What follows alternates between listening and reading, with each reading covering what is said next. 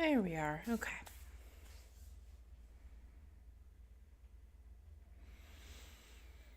So, hello. We're doing something a little bit different.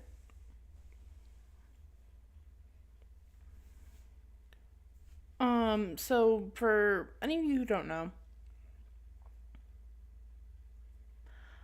I have a bit of background in programming. And so from time to time I like to work on little projects. And I thought it might be fun today if we did that together. As always, my stream layout is ever evolving in my fruitless quest to find something I'm happy with.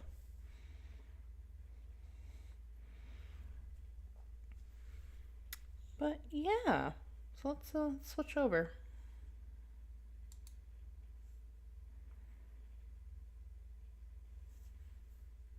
Okay, and oh, I didn't get the window size set up before.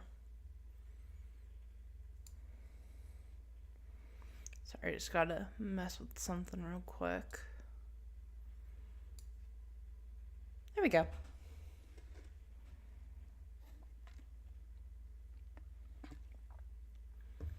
So yeah, this is the project I've been working on. Haven't done much with it, but just something I go back to from time to time. It's this is in GameMaker, as you can see. And it's a pixel art game. I'll just run it so you can see the very bare bones what's going on right now. You can see my beautiful, beautiful pixel art. But yeah, right now what I've been working on is getting this battle screen working properly. And this is never gonna end, right? One of these ends it. I cannot remember which. It's P. Okay.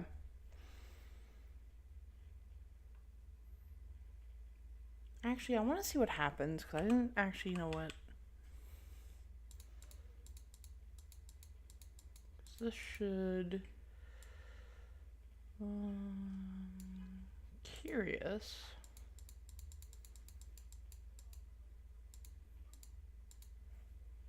Oh, that's not actually popping up. Okay.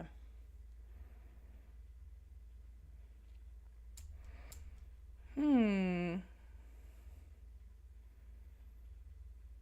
not quite sure how to handle this because the game window itself isn't popping up. But if I do a full screen capture, you'll be able to see my OBS in the background.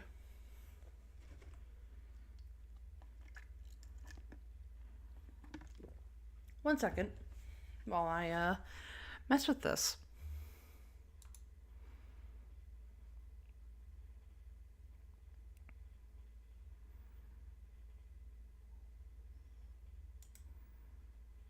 Yeah, I have to have this open to mess with it. Okay.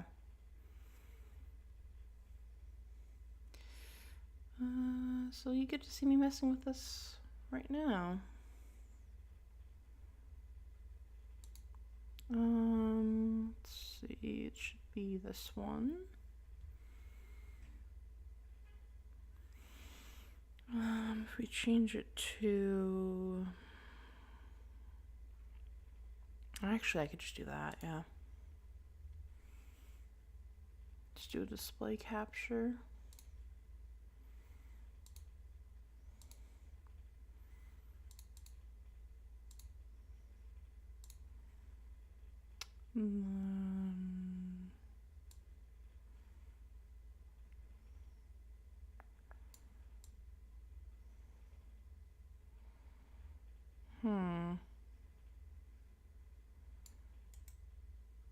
Can you only do part of the display? I guess it's not. Actually, if I... because it's still open. If I add another window capture...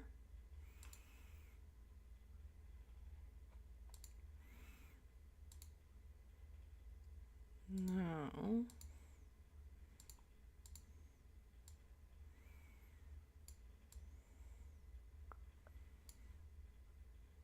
So I wanted to capture that window.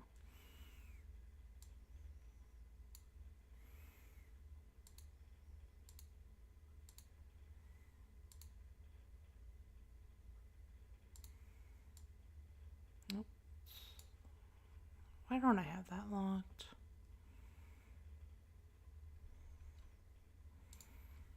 Okay, this is the one.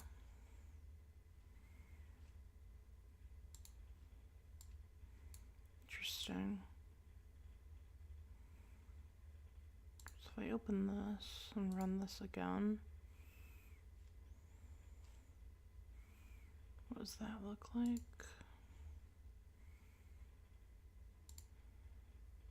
We're learning together. Ah, there we go. Probably just put this down here so it's off to the side.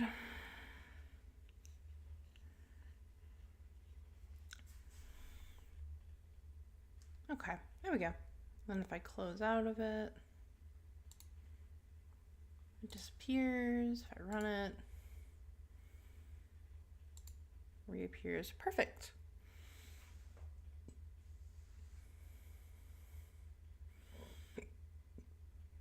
Okay. Just want to, because it's been a little bit since I've messed around with this, so I just want to make sure that what I know works still works. Or that didn't sound right.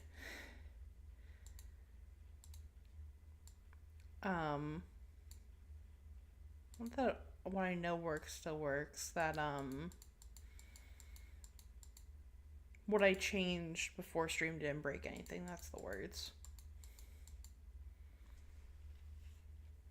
Right, so what I have so far in the battle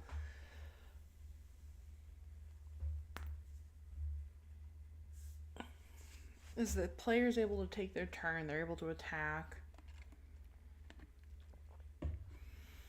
These are all going to do different things, but for now I just have them set to bring up a window. Besides the attack button, because I want to get the attack button working first.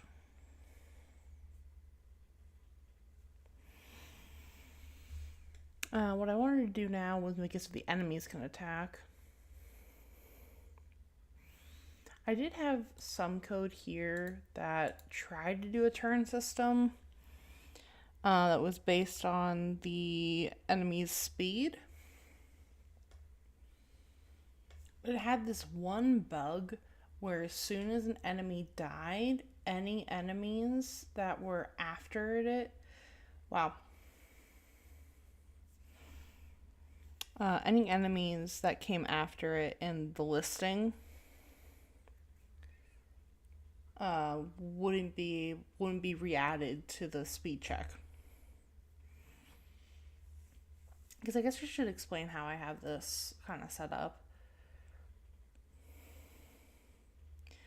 So the way that enemies work in this is that there's a maximum of 5 enemies that can appear on the battle screen at any given time.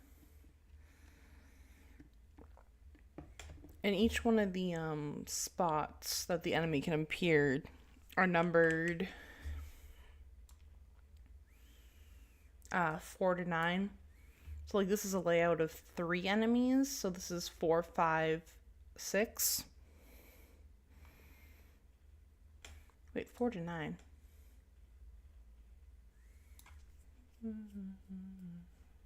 God damn it. It should be 4 to 8. Yeah. That's 5 enemies.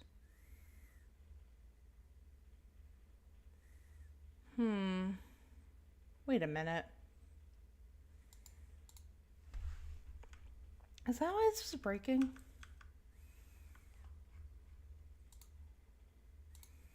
Should be 4 to 8. Oh no, less than 9. Right?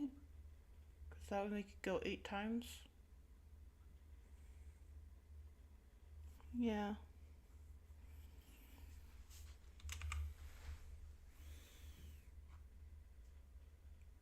J less than 10. That might be why it was breaking.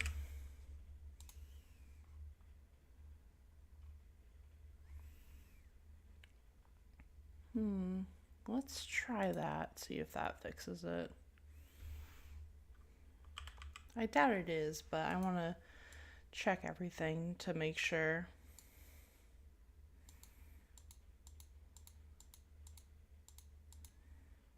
Dead. And then how does this look like? No, still fucked. Okay.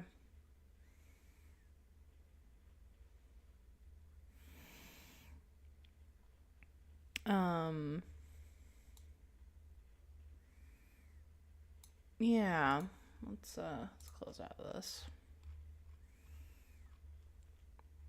But yeah, so I had them set so there was the 5 enemy slots. And I basically did it that way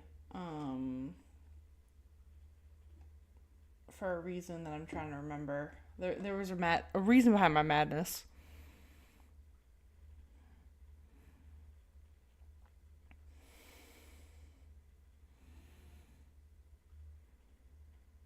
I think it had something to do with spawning them in.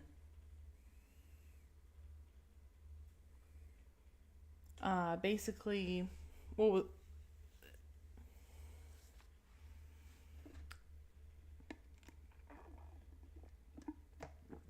I remember. Okay. So at any given time, if I go this one, okay. So the game stores the enemy information in an array of structs. And it basically tracks anything I need to do the stuff I need to do, which I know very descriptive.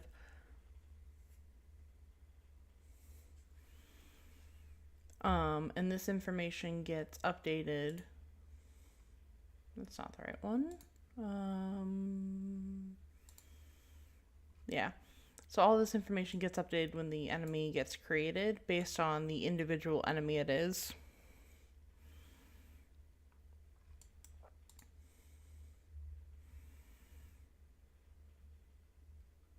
So like every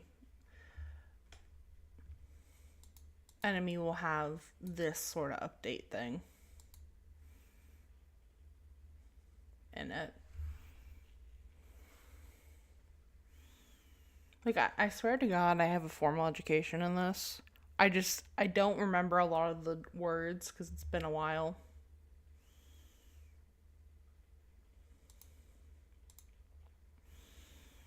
Anyway, and so this tracks the enemies currently in battle. And the reason why I have it set so they have the set 5, 6, 7, 8.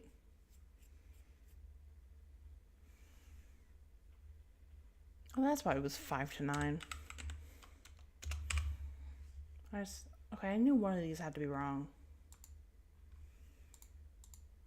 God damn it. This was. Okay, one of these had to be wrong with the numbers.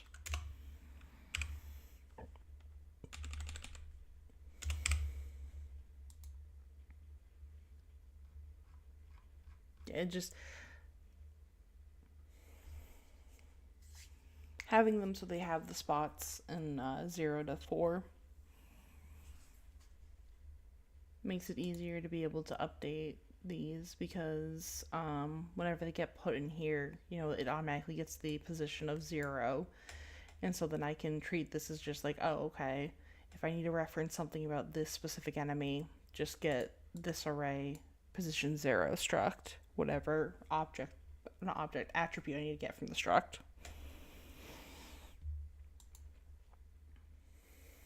And so my initial idea for this,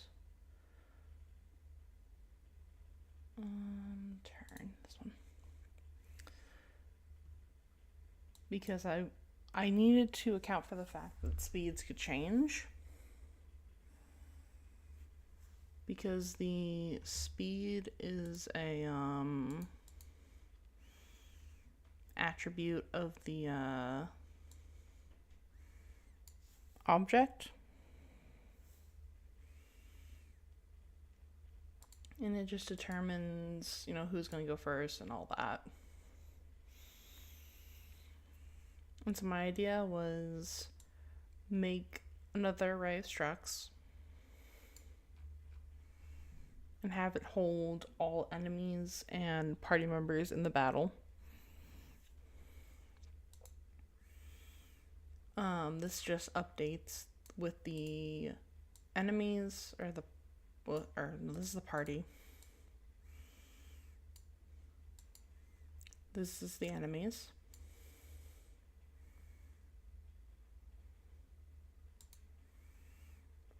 And this adds them to the array if they're not dead, so if their HP is greater than 0.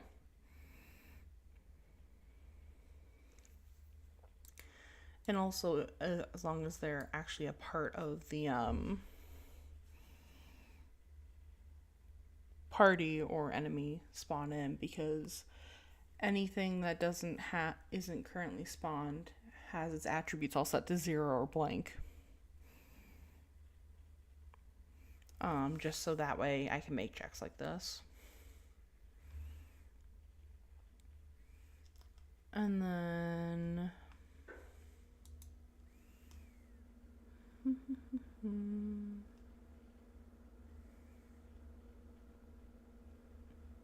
I really should have commented this when I was writing it, but you know, that was a problem for past me.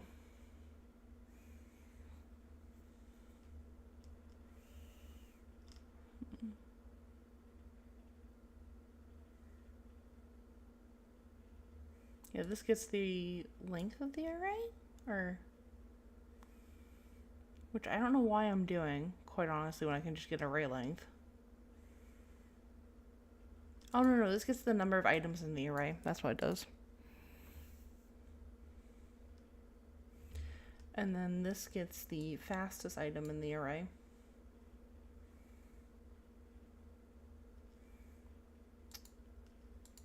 And then this sets whatever the fastest item is to true. This sets it so that I'm trying to think how to word this. It's the turn of whichever enemy or party member is the fastest.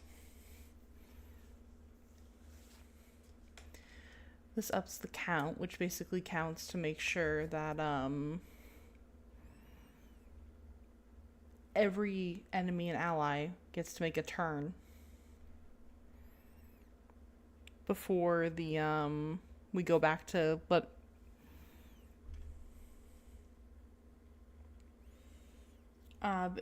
yeah, it basically makes sure one round is how I'm gonna word it. So like everyone makes a turn before another person can have a second turn.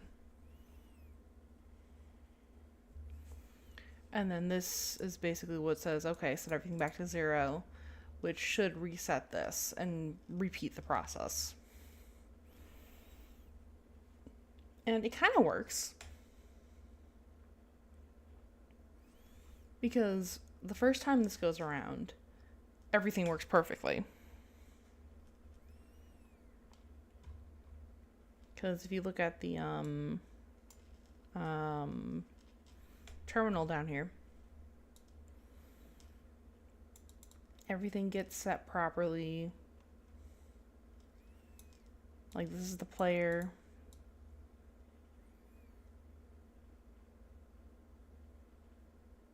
And then these are the 3 enemies. Oh. If I can actually... Yeah, it's not wanting me to... There we go. These are the 3 enemies. And this is showing the turn order. Which works good because the way it handles ties is basically whichever is first in the array will go first, which favors the party members, which is what I want to do. And you see it has enemy, enemy, enemy, player. And then it goes for 3 turns until the enemy dies. And then it breaks. Because as soon as the enemy dies, none of the enemies get added back to the array. Which means that it breaks completely because it thinks it's only over the player's turn. And that is why I'm trying to figure out why it's doing that.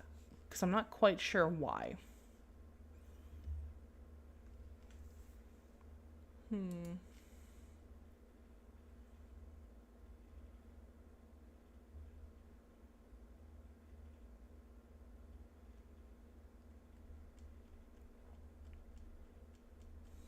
Yeah, because this isn't affecting anything.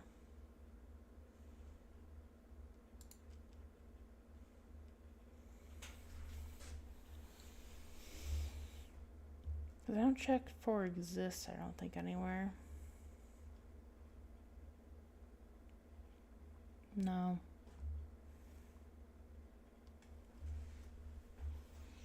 So yeah, if I can figure out why the array isn't getting updated properly, then this code should work.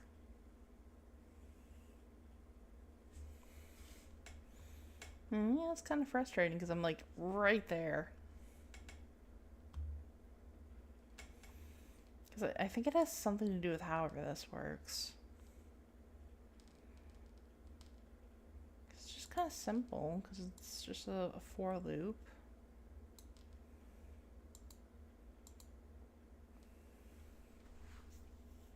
Checks if the enemy is dead or not.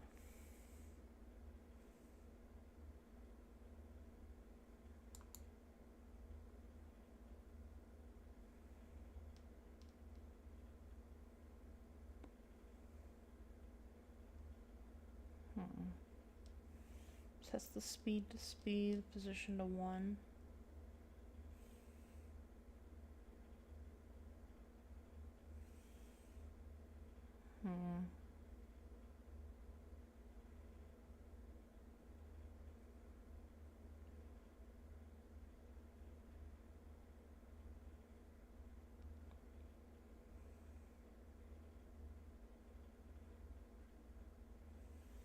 You know what I'm gonna do?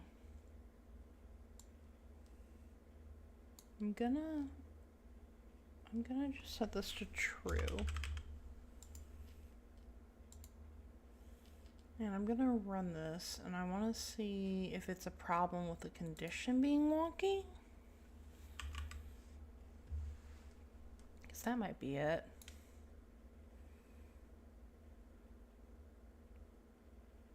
Okay, so it only sets the ones that exist. Good.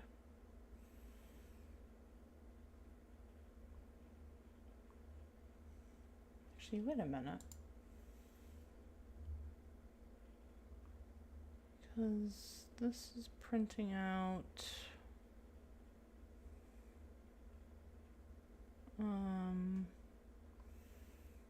God, where do I have those statements? I think it's in...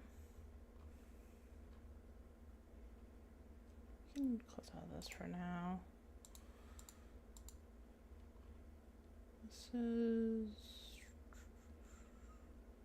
party attacks. Okay.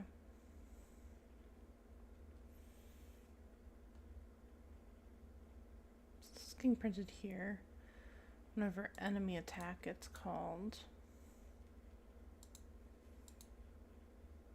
An enemy attack gets called. And party attack.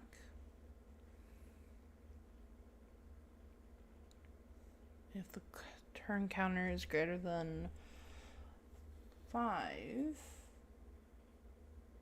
or 5 or greater.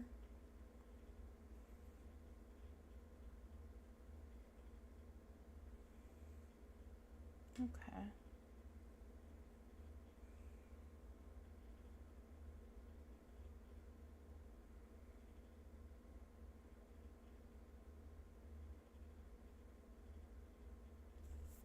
Wait a minute. So this should be doing for everything from 5 to 9.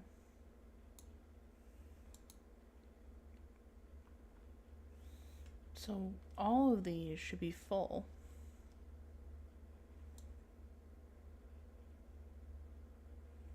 It's hard to tell because they're set to 0.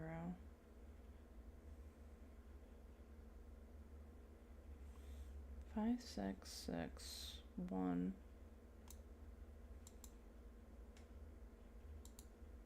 Oh, right, this needs to be 10. That's why that one isn't.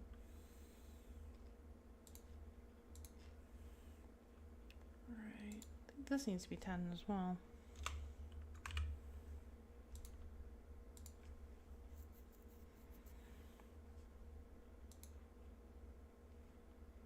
Okay. And then we can go back to checking. Yeah, okay, so it fully fills it out. So I guess my question is, why is it only showing these 3? Why isn't it showing the other 2?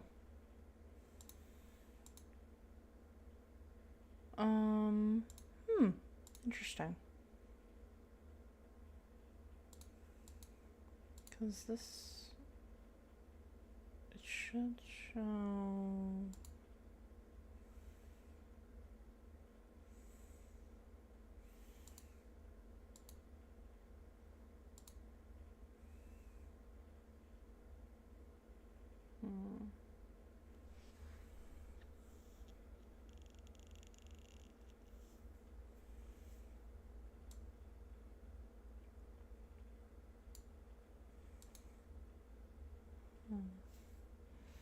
Oh, another thing I found out about the error that I should probably show off is, like, let's say I'm targeting this one instead. And I kill this one. Oh.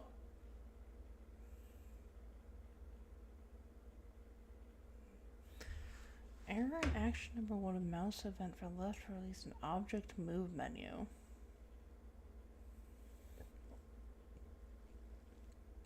Turn change. Line 7. Object move menu line 7.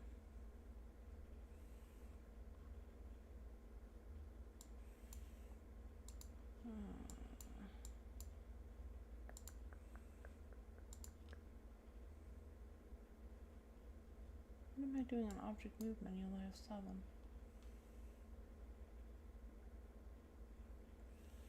I don't even have that open. I need to get that open.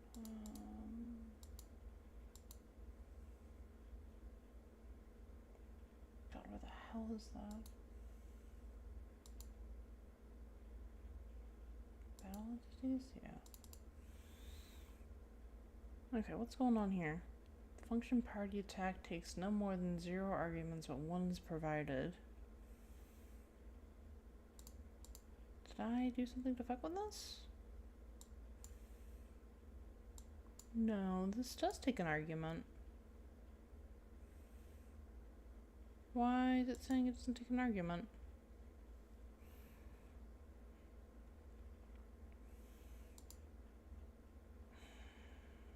Weird.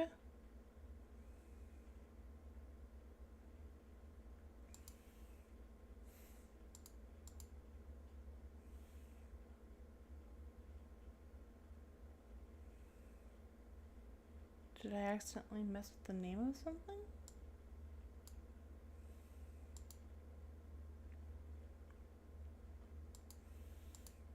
Like, you see what I'm seeing here? It takes an argument. I'm gonna exit out of this and reopen it without saving. Just hope it's acting weird.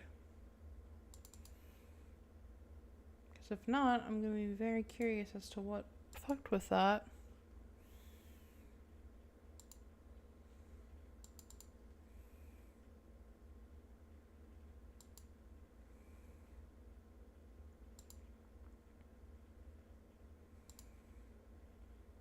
And I gotta mainly redo my. There we go. Okay. Are you still confused? No, that was weird. Yeah, it was really weird. What's Okay, good. That's still working. We can resize this.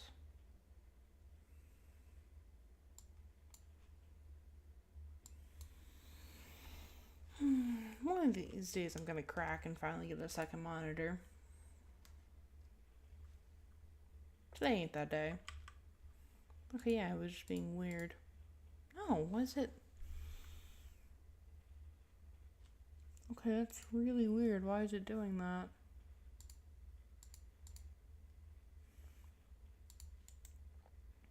Okay, no, that's not that error. It's not the same error.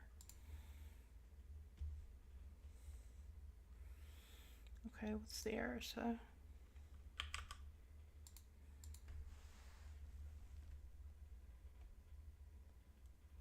Object move menu mouse 7 line 7. Move menu line 7. Undefined. It's undefined.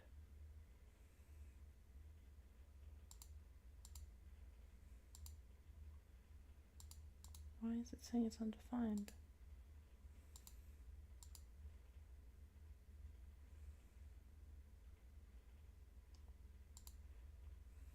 I literally didn't touch this. Weird.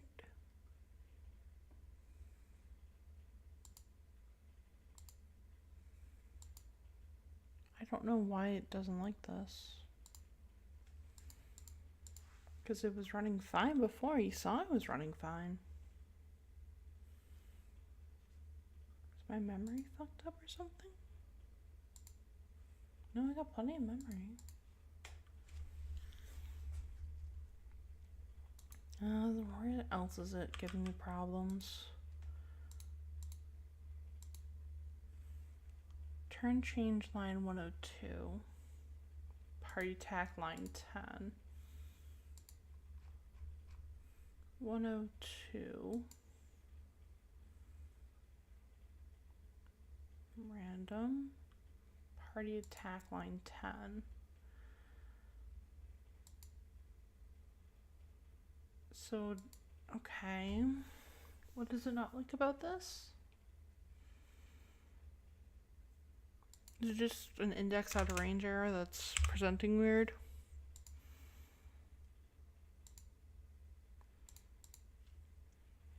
It's probably it. No. I'm so confused.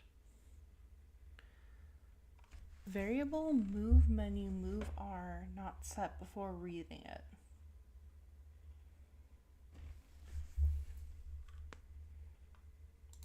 What do you mean it's not set before reading it?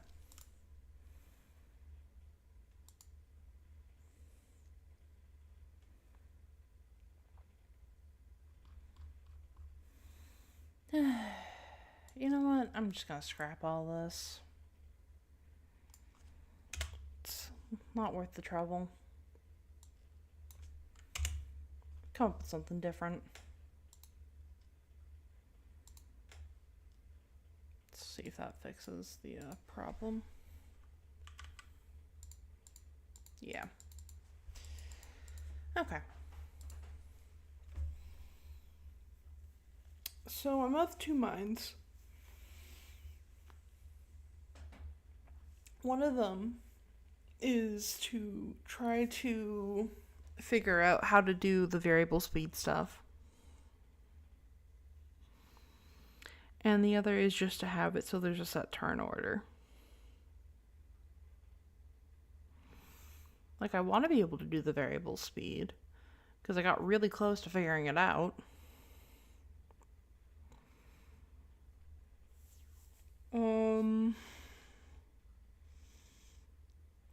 I'll attempt it for a little bit, and then if I can't figure it out, I'll just do a set turn order. Yeah, that work.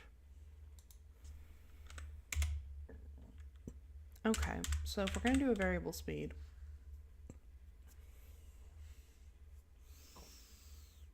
because let's know that because I know that works. So this, because I know this works.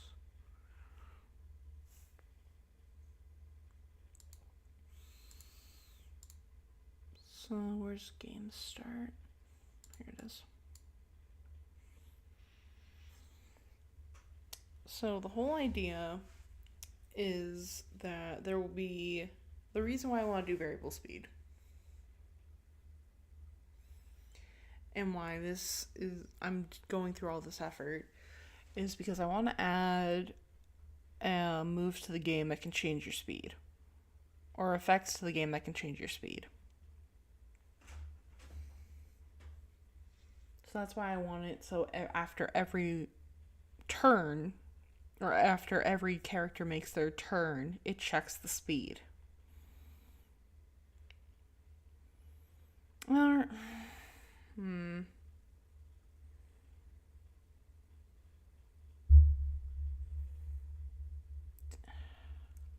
least after every round, it needs to check the speed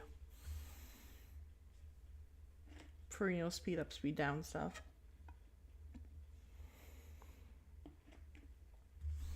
Yeah, we'll just keep it so every round it checks the speed.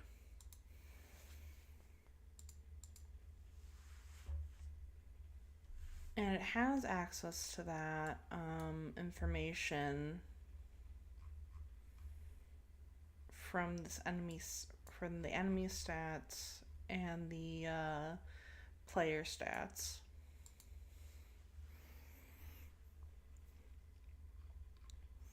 You can ignore the hard coding in here. These just exist until this gets in a more finalized version. It's just for now, this is easier. So I'm not having to mess around with a million things.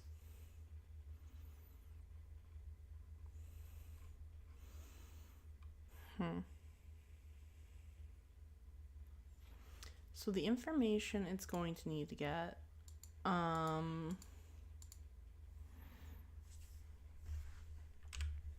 let's write this out so I'm not just saying things and forgetting them.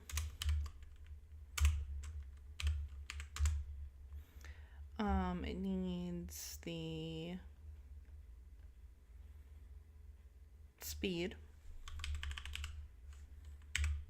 It needs the health, which again can just get using so that's something I really need to check.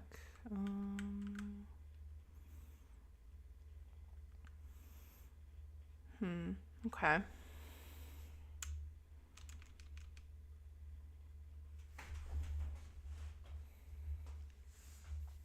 So I still think making a master list of everything in the battle is the way to go. But I'm going to probably have to do it differently than how I did it before.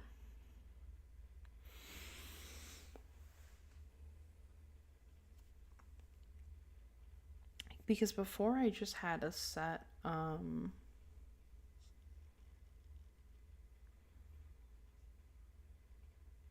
I don't know what you call it. Array with an array with a set length before and position things in it appropriately.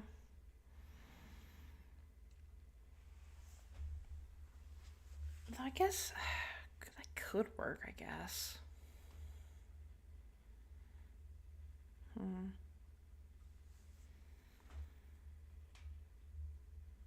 It's just the problem is I don't really know as much about GameMaker as I do other things. Because what would really work the best is if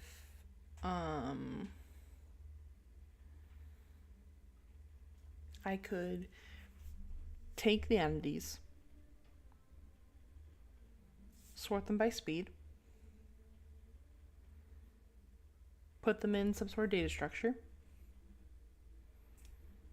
and then run through the list of the entities, disregard that list completely, and then make a new list with everything that's still alive in the next round. And with any updated speeds. So why don't we try doing that? So,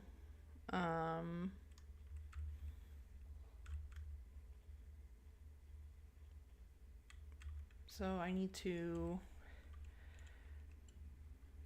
make list of entities based on speed.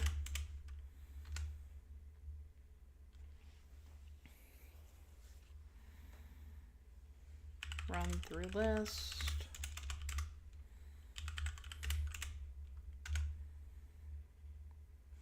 Delete list. You get to see my superb spelling in action.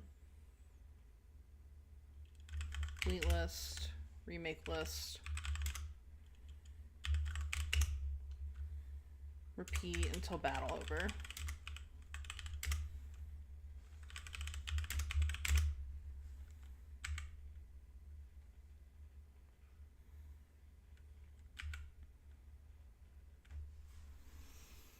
Okay. I wonder if a Q would work, although I think Qs are depreciated. I need to look at the GameMaker docs real quick. Because I think actually a Q would probably be the best thing to do this with. Do I still have that saved? I do. Let's see, Q.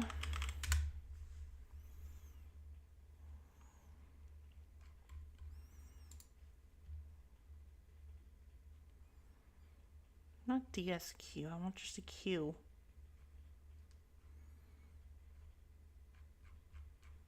I swear searching in the GameMaker manual can be such a pain.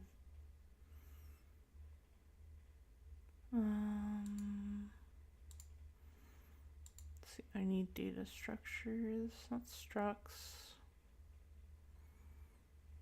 Data structures, there we go. Qs.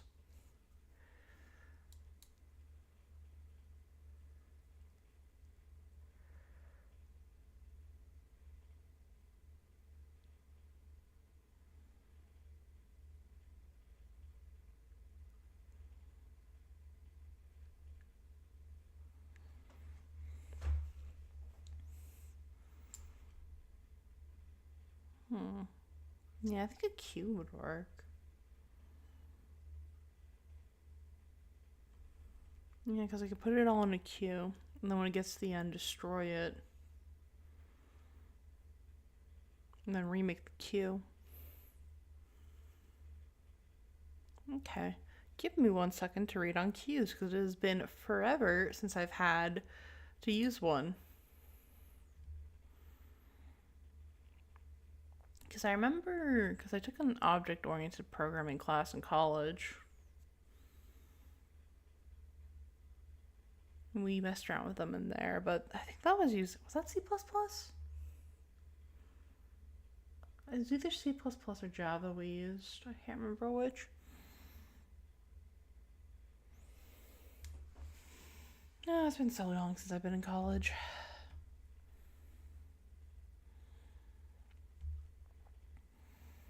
I was a naive, I was gonna say young 20-something, but I'm still a naive young 20-something, so that doesn't really work. Okay, so make a queue. Gotta scrunch this more, it's already scrunched.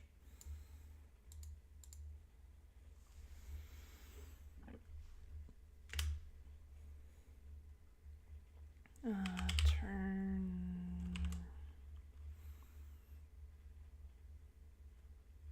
queue equal ds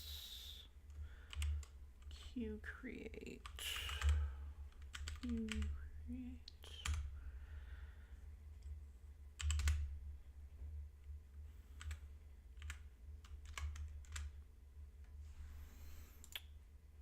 And then, okay. Queue, how do I add?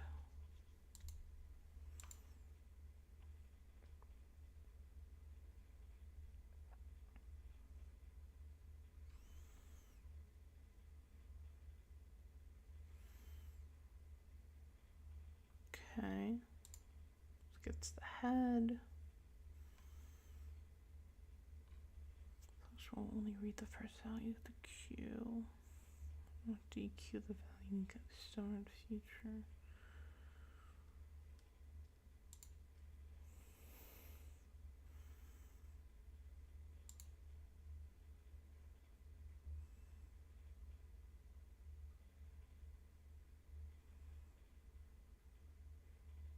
Okay.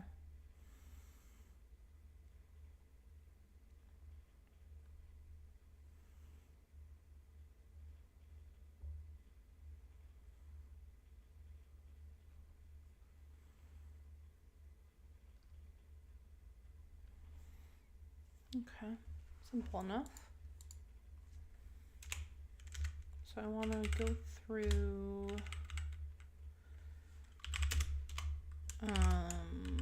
both my enemy and my player arrays, checking for HP. Right? Just want to make sure that everything works the way I think it does. Yeah, okay. Why are you getting mad at me? 2 arrays? Yeah, 2 arrays. Again, I apologize if my coding isn't up to par.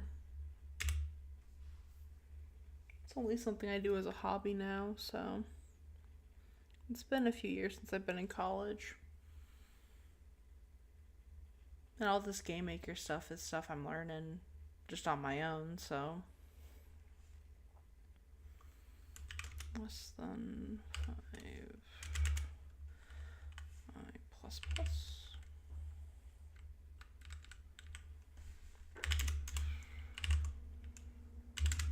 I had a real joy relearning how structs work.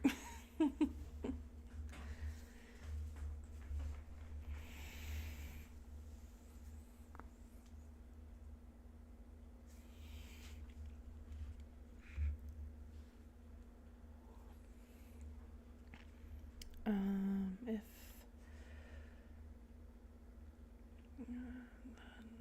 destroy, okay, we can open this up later.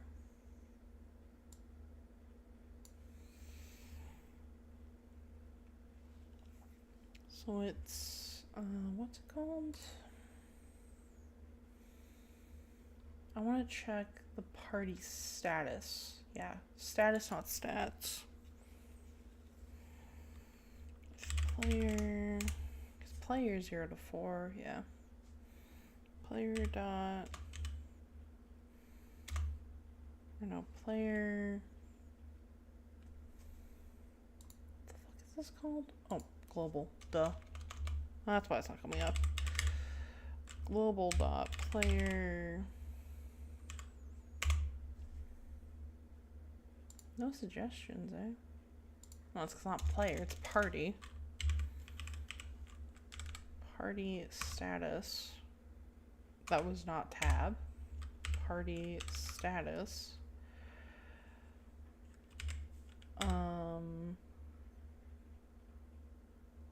Oh god, how do you construct an array? I think it's this to call the array, the spot and the specific struct, and then that to call the attribute or whatever it's called. If that is greater than 0,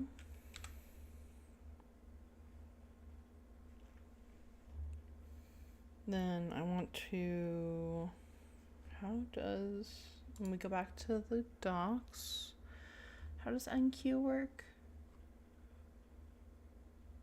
So you do dsq enqueue, the name of the queue and the value you want to queue. Okay.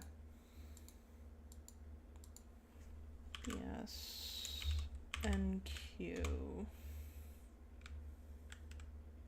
dsq enqueue, and then turn queue.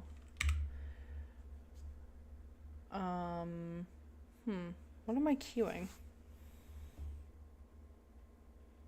Ah, shit. I need to sort this, then I can queue it.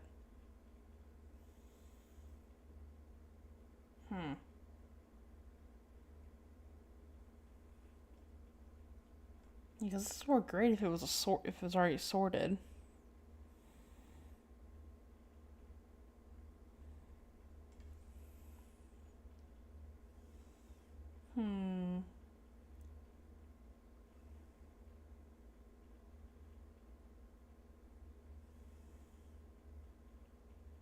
Because queues you can only, is first come, first serve.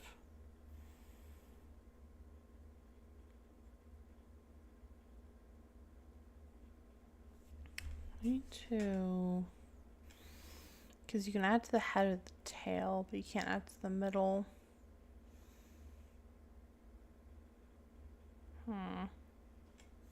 Okay. Let's comment that for now. So I need to sort it first.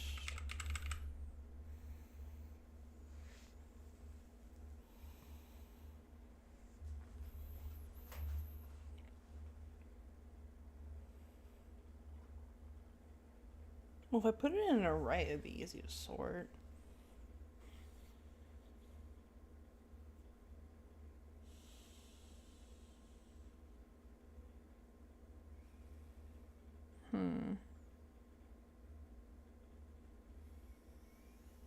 So here's my thought process, is get the information from my globals, put it in the array, sort it, and then put it in the queue, clear out the queue,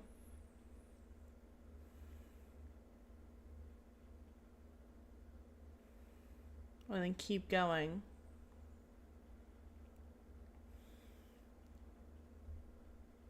And then I guess I can have it so if the queue gets down to 1, like 1 item, like the length of its 1 item, and the combat.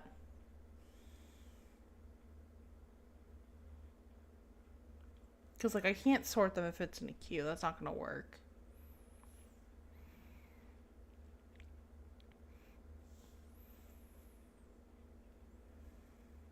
It's just, I want to use the queue because it'd be easier just to go through it all. Since I can remove items from it as soon as it's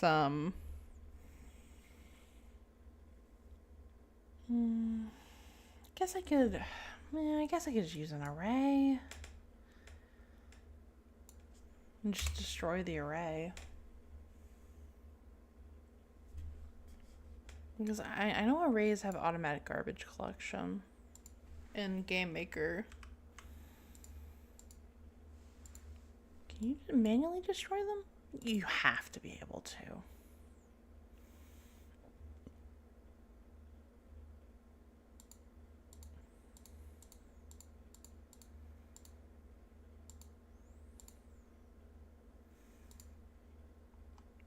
God, this manual. I have opinions on the manual. Array.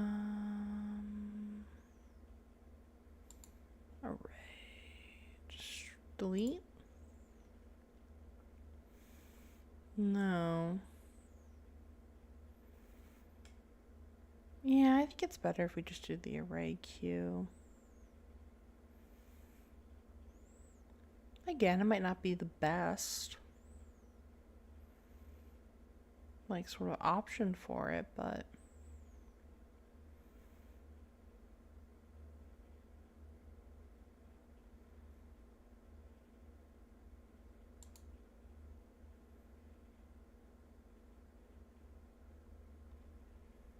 yeah, okay, we'll do that.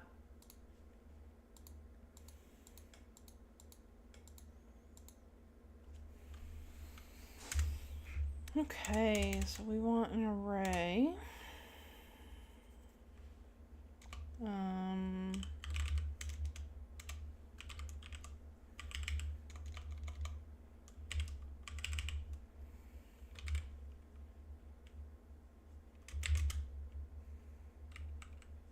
Array, that's not how you declare an array.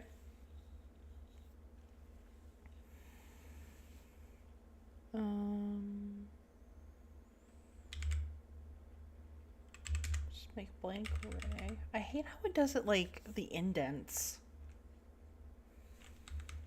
I don't know, it just bugs me. Like, stop. I just want the aesthetic indents. That makes sense to me. Okay. And then we can loop through.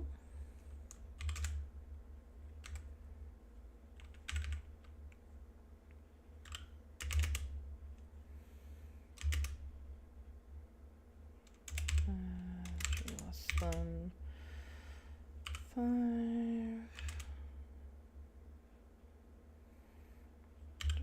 Plus.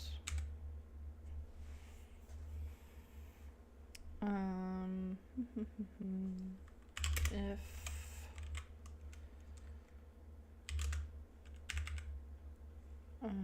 because we need one for the enemy for the party.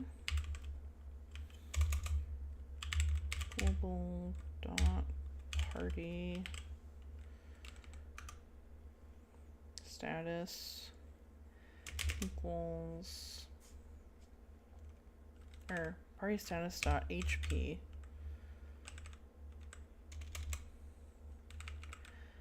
Would help if I'm calling the right thing. It's greater than 0. We can just get rid of that.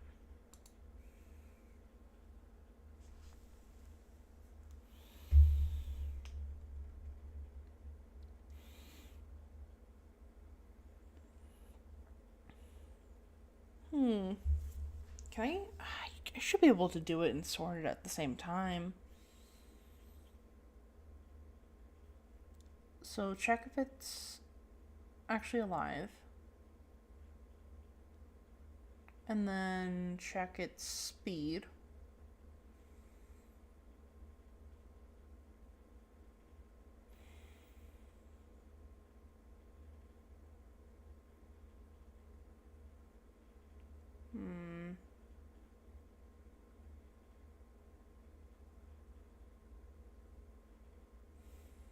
I was gonna say I know it's always gonna include the player, but I can't guarantee that, can I?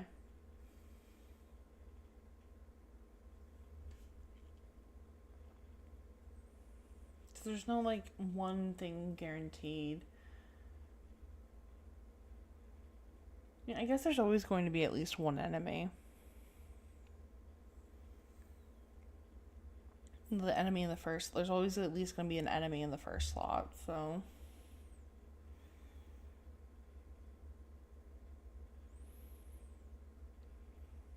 Yeah, so let's, Hooray, party.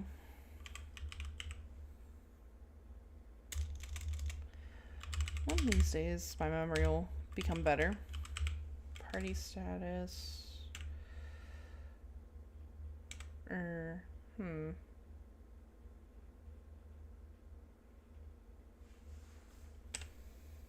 do I want to do this?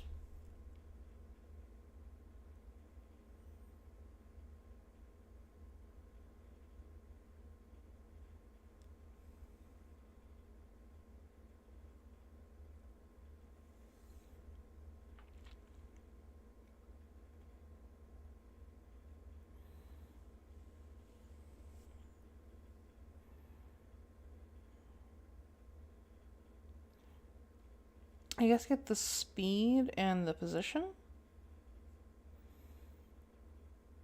Yeah, that works. Yeah, speed and the position.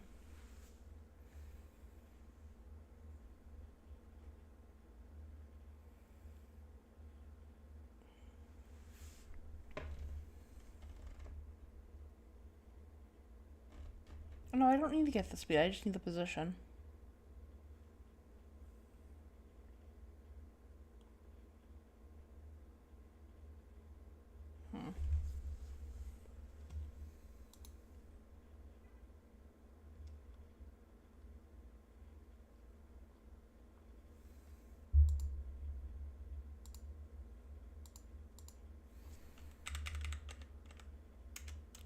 Turn array.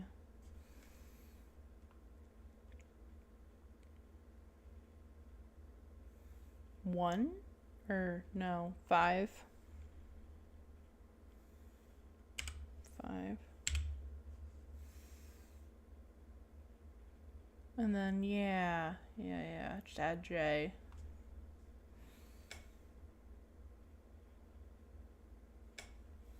So always have it start with 5. Because there's always going to be at least one enemy in the first slot. Okay, and then have it, as long as the HP is greater than 0. So it's actually alive. And the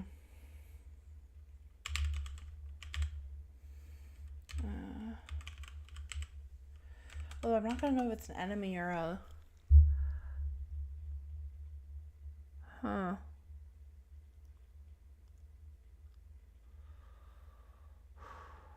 yeah, I guess we get an array of arrays. You know, that makes it easier, because that way I can, instead of having to add a bunch of conditionals, I can just have it so it checks against the speed value I give it. Okay, yeah, that works better.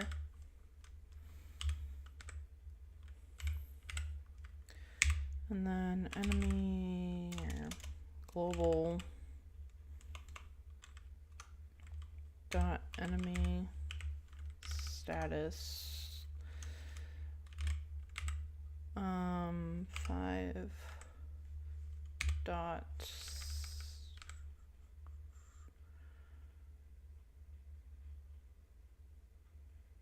no stats. That's the wrong one. It should be stats, not status.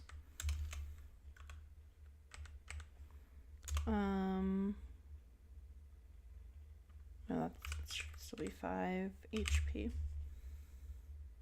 Not HP, E speed. There we go.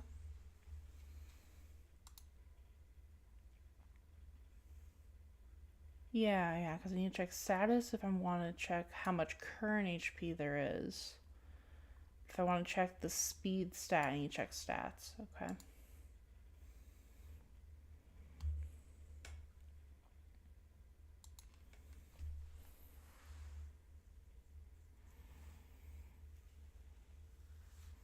Okay, let's see. So that and party status, global dot party stats J dot speed. Should be J, not I.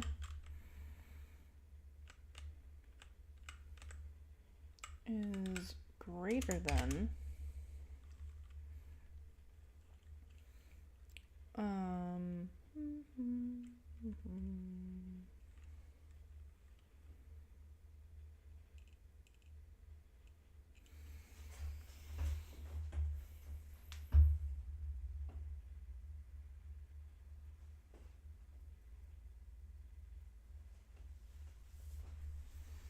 Am I doing this right? I'm gonna write it out and then I'm gonna logic this out to see if I think I need to change this.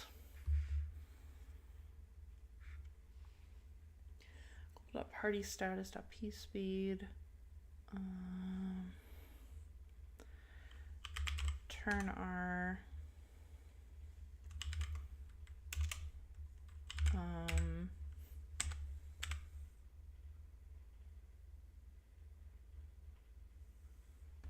Yeah, I think I might have to do a double array. Not array, a nested for loop. That's what I'm looking for. Turn R. Yeah. Yeah, this needs to be a nested for loop. So many for loops.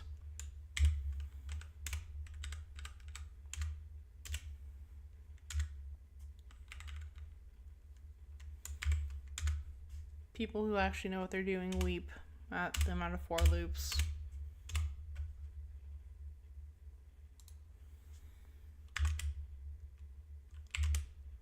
I wonder how I got used as like the default for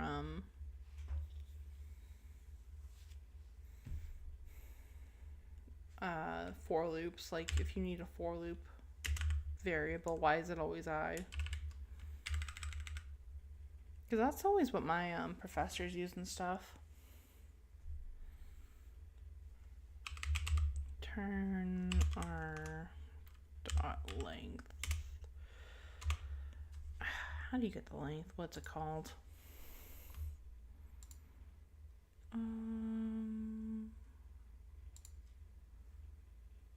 Okay, no, that's not how you do it.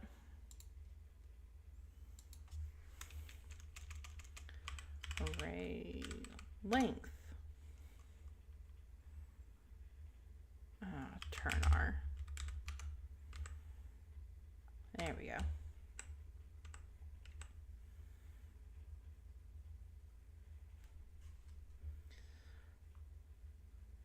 Turn R.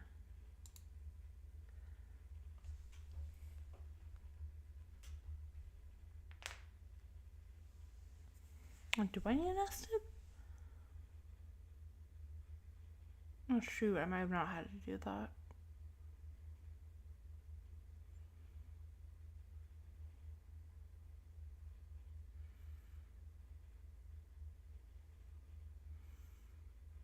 No, I do have to do that.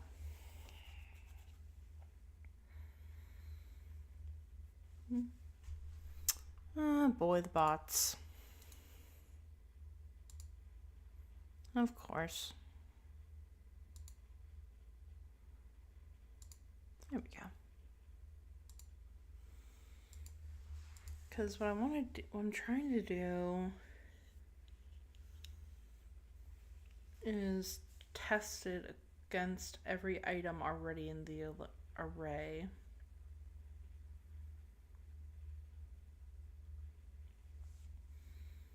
Yeah, I'm doing this right.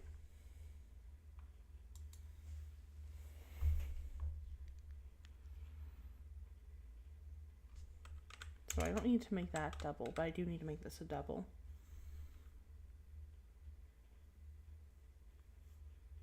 No, I can make this a double because this is a nested. Yeah, or not nested, double array. I'm gonna say all the wrong words, and honestly, I don't care at this point. Okay, so I need. This needs to be I, and this needs to be 2 or 1.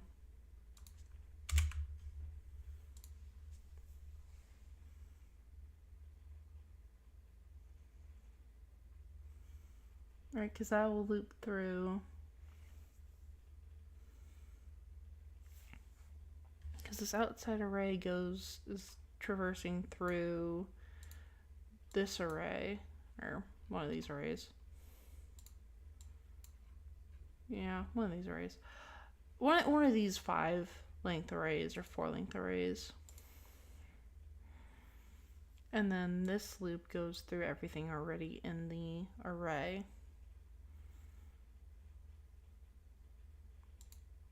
And then if we do that, and if the new speed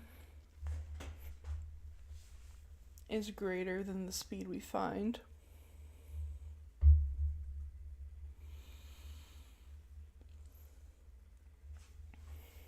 then if it's greater, we want to put it 1 ahead of what we find. How do we do that if the thing is already the first?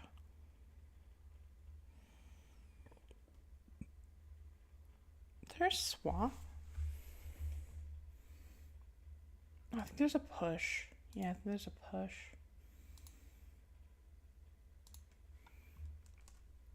I think I remember seeing push. Yeah, push and pop. Oh, push is on the end. Shift? Moves the first element? No.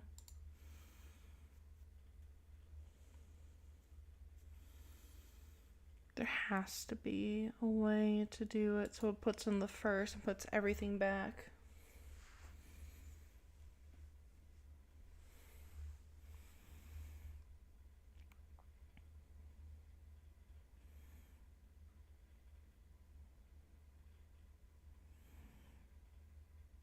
I mean, because my only other thought is copying it to a newer... copying everything already in the array to a new array. But shift its index 1. And then...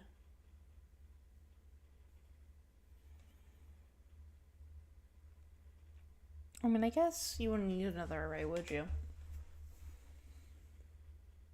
Because all you would need to do is, starting at the first value, store the second value somewhere. Make the first value the second value.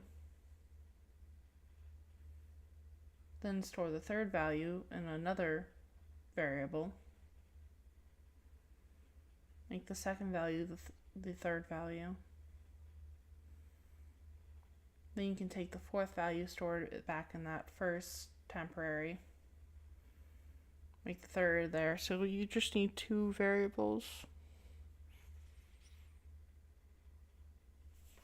Yeah, that's not too bad.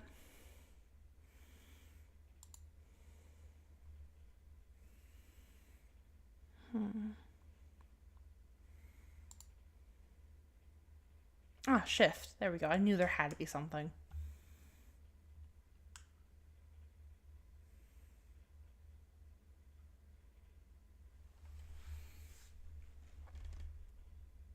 Ah, but shift to the left, not the right.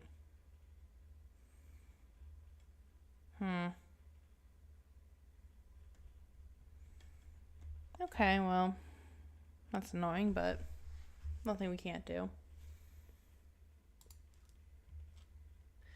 Nothing that's impossible.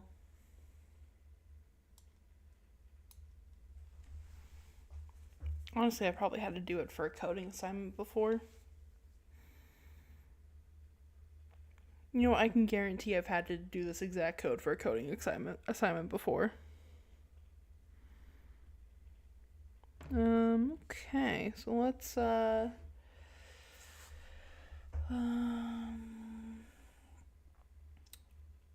so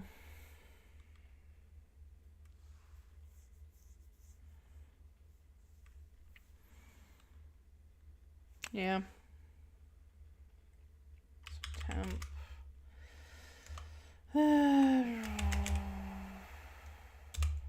Needs to be actually an array.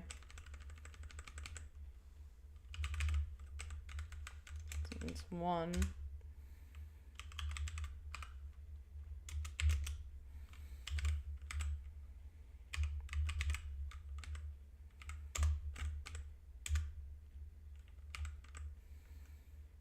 Am I literally going to do a triple for loop? We are going to make this a, yeah, okay. Before I pull my hair out, we are going to make a new script. And call it shift right.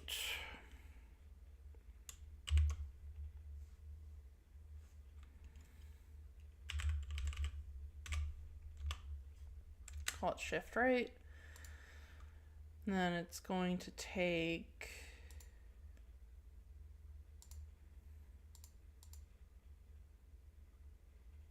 because it takes array.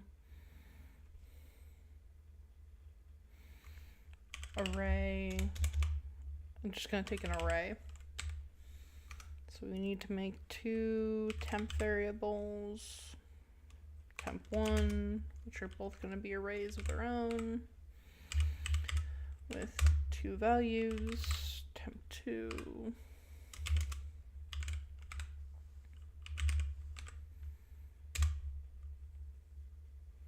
And then we're going to do a loop. Oh, wow. I didn't realize that was a thing. Okay, and then I is going to be less than array length. Where's length? Length.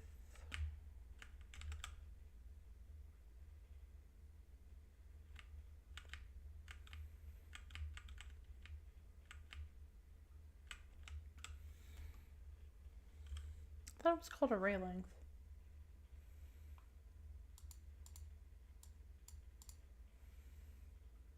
Yeah, it's called array length. Array length R.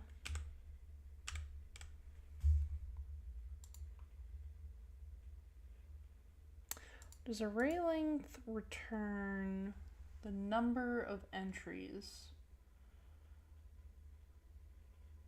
Okay, yeah, it's the number of entries. Oh shoot, I need to specify the dimension.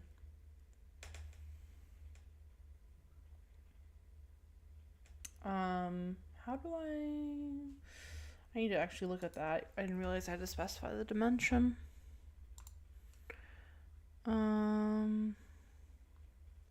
Okay, so it will just be the first dimension, which is what I want. And so it's going to take R. If I do Ri equals, or if I do temp1 equals Ri equals Ri,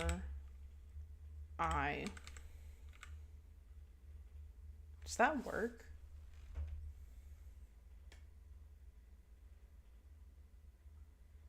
I think that works, yeah. Temp equals Ri, and then, okay, so that gets the index at 0, and then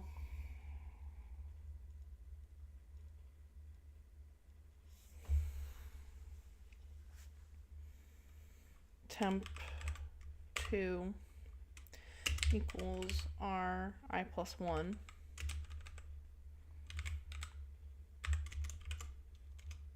I plus 1.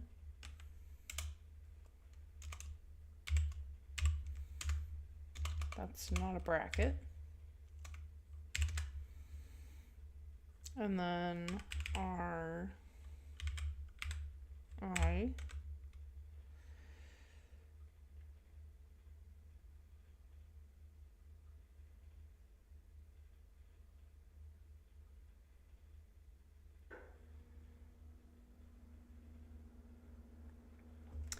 wait a minute. I gotta do a think real quick.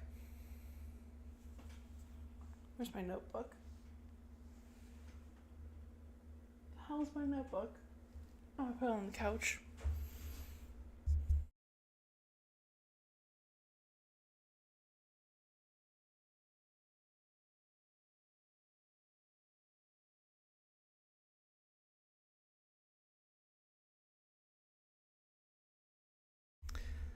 This notebook has kind of been just say I have an idea, write it down. Like I've been drawing my embroidery patterns in it recently. So I need to write this out. So let's say I have an array through 4 values. And then, so I do this. So Ri, temp1 equals Ri, temp2 equals Ri plus 1.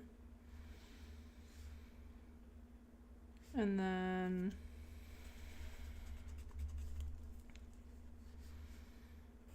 so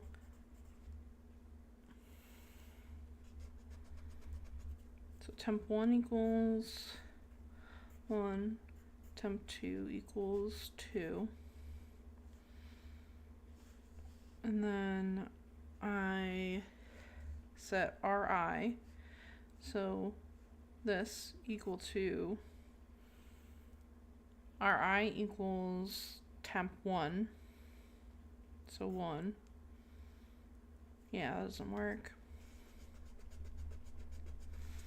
So I want Ri plus 1, I think, to equal. And I do Ri plus 1 equals temp1. Temp1. And that sets the array to be 1, 1, 2, 3, 4. And then I do, so temp1. And then the code repeats, so temp1 would be 1. Okay, yeah, that's a problem. Okay, I see the problem.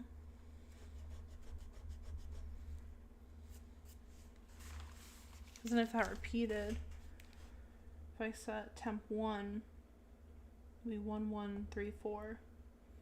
And if that repeats, temp1,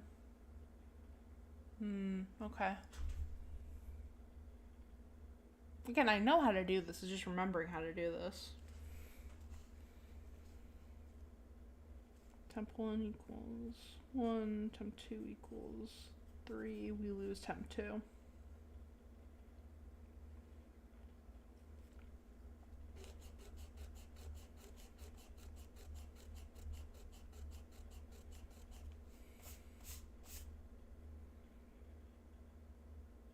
I mean, unless you alternate, I guess.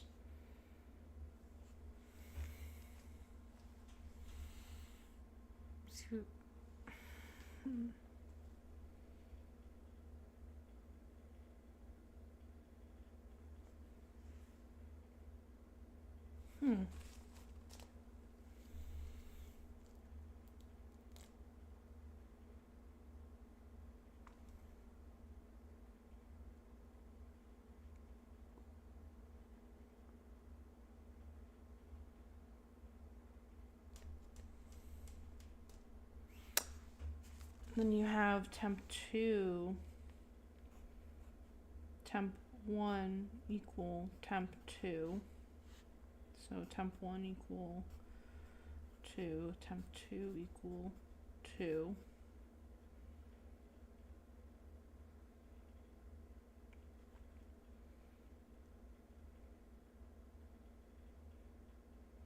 Okay, I think I see where this is going.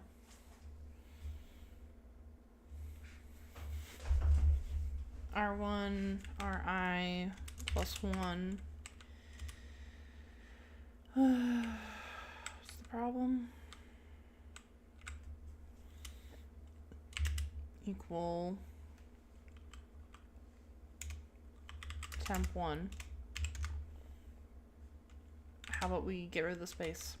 That would help. Temp 1 equal temp 2.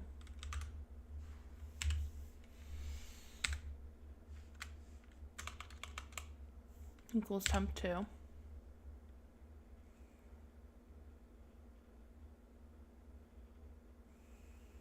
Because if this only happens once, then that works. Right, because if you went through and you only did that once, that would work.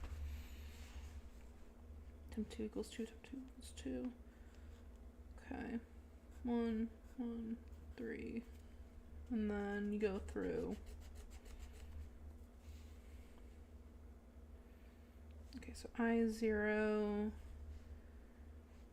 I is 1. Is 2. R. I plus 1 equals temp 1. I equals 2. 1, 1, 2, 3, 2, 4, 2, 4. Oh, and temp 2 equals I plus 1. Okay. Okay, yeah.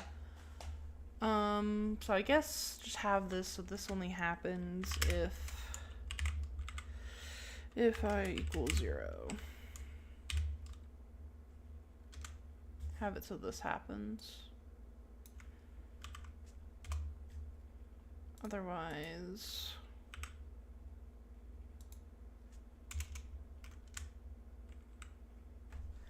okay. And then, oh god, what is it? Console message, I think. Yeah, show debug message R. So we're just gonna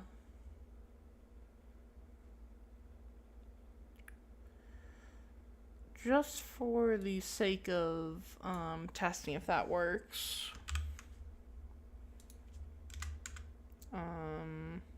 What did I call it?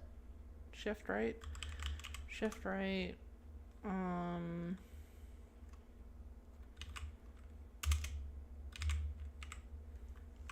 2, 3, 4. Okay. We are going to just test that for the sake of argument. Oh.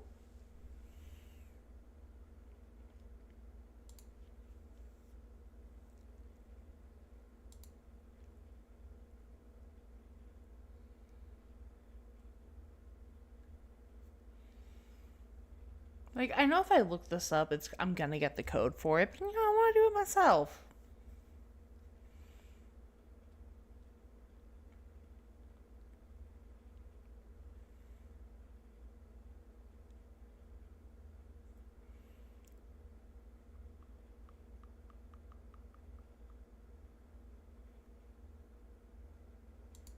Or length minus 1.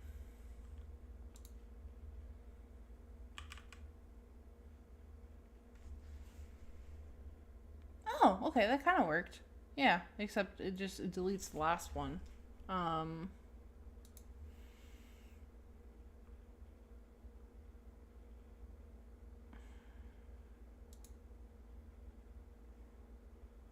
I guess just adding a number on the end, just adding like a 0 on the end would probably be the best thing to do there. Array, push, 0. Or how does push work?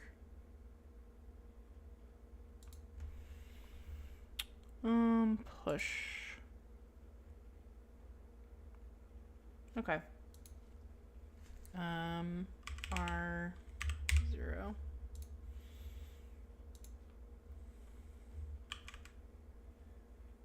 There we go. Beautiful.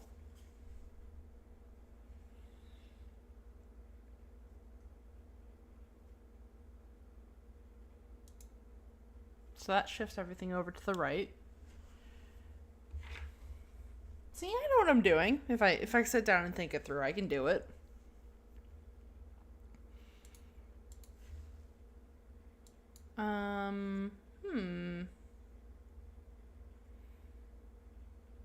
Man, it doesn't matter that the first one is a duplicate because we're just gonna, I mean,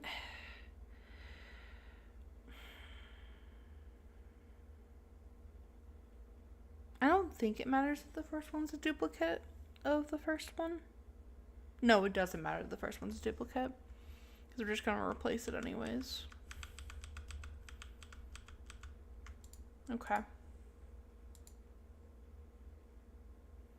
So we can close out of this because I know this works properly. Just gonna save. It's been an hour and I haven't saved yet, and that would be bad if I did that. That would be very, very bad.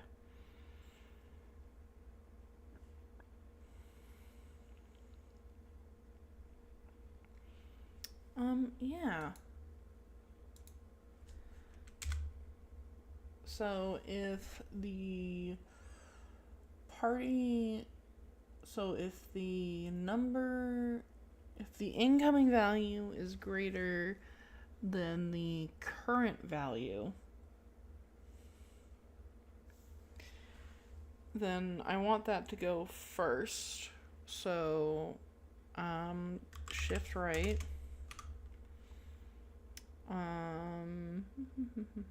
Turn R.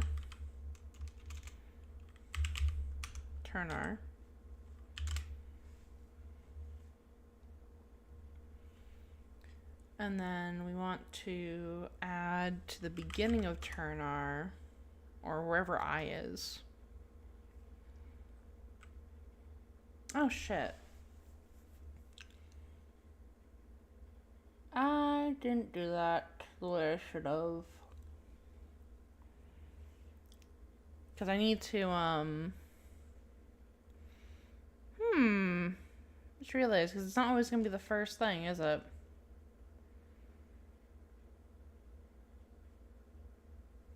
And then turn R. Well, I know eventually this is going to be turn R. I. Is it I? Yeah, I equals,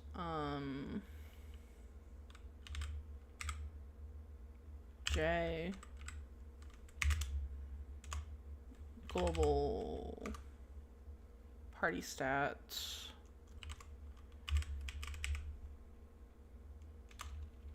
It's a dot party stats J dot p speed. Okay, what we need to do is actually go in and mess with this. So this is if it starts at the beginning, because what's the problem is this.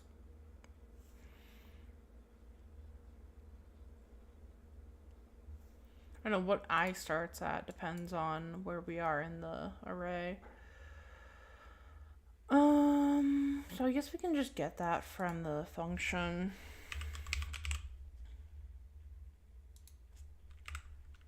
I equals start.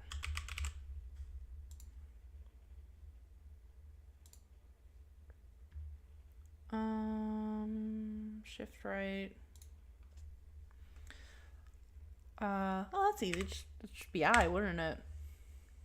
I think. Yeah, it would be I. Okay, again, just want to test this real. Just want to test it real quick to make sure it works.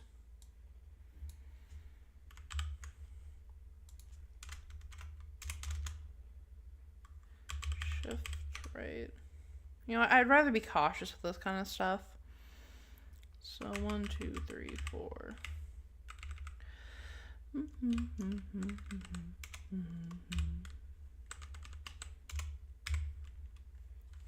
And then if we do 1, it should leave the first, or I won't be able to tell. If we do 2, it should leave the first.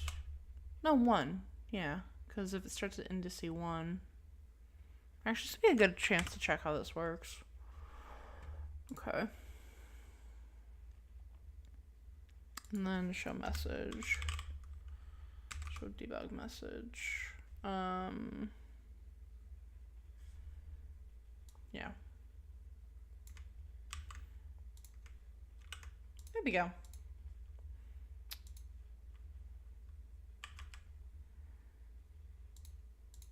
Undefined. Okay. That's interesting.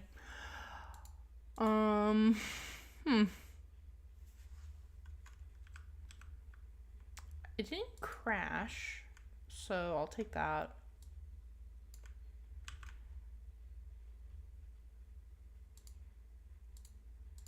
I guess it doesn't return anything, so it would do that, wouldn't it?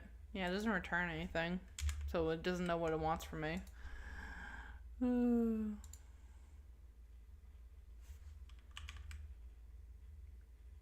What?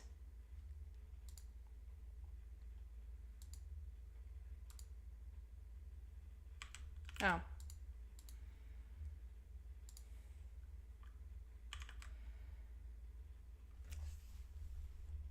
Interesting. Certainly, that's certainly an interesting result.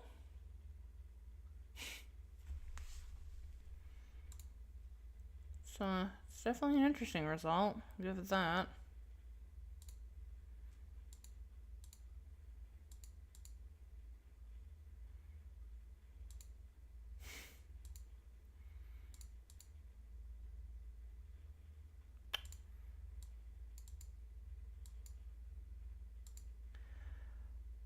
The hell did I do that for?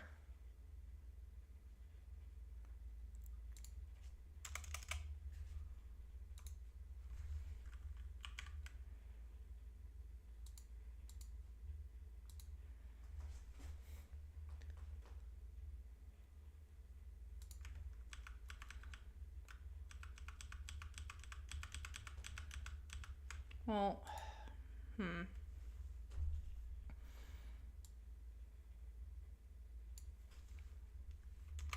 Return. Alright, let's not put that in the for loop. Let's not do that. Return R.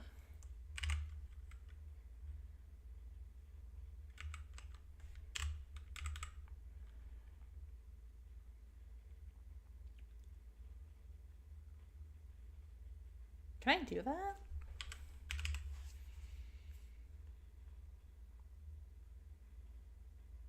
That work?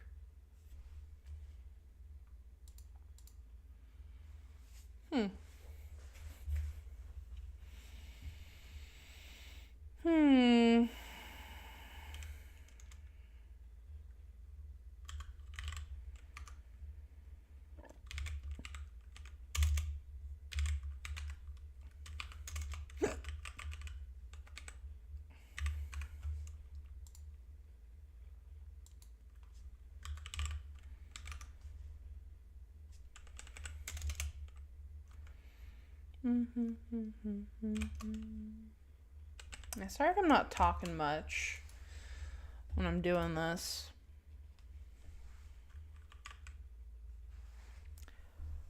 Yeah, why is it doing that? It's like inserting an array. It's so weird.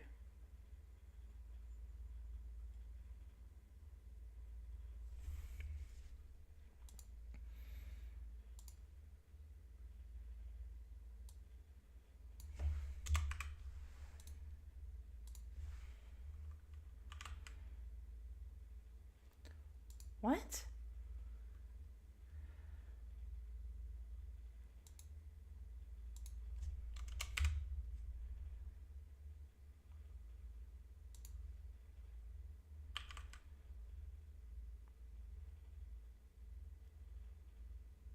Huh.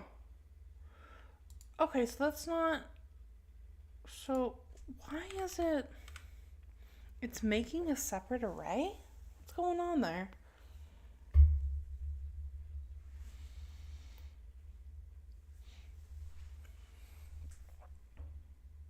I'm very confused. So if this is anything greater than 0, it like makes a separate array, which I'm very confused about.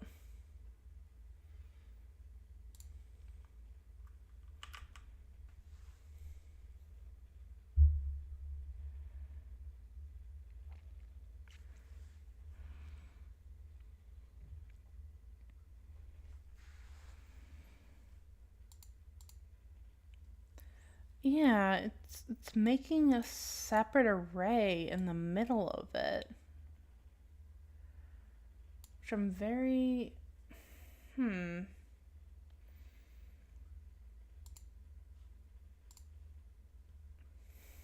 to figure out what it would...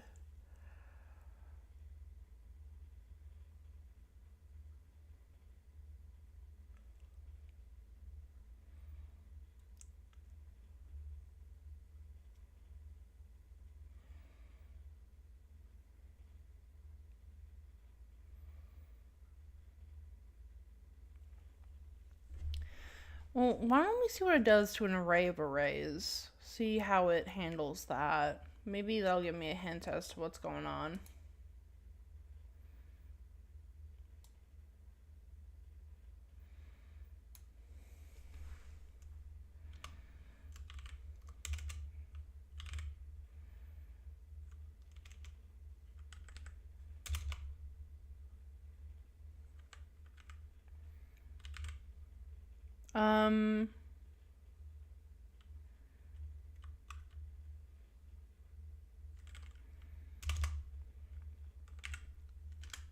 I wonder...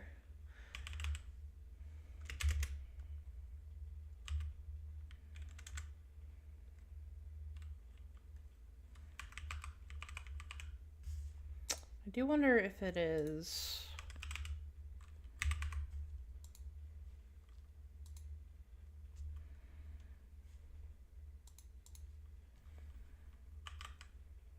No, same thing, okay.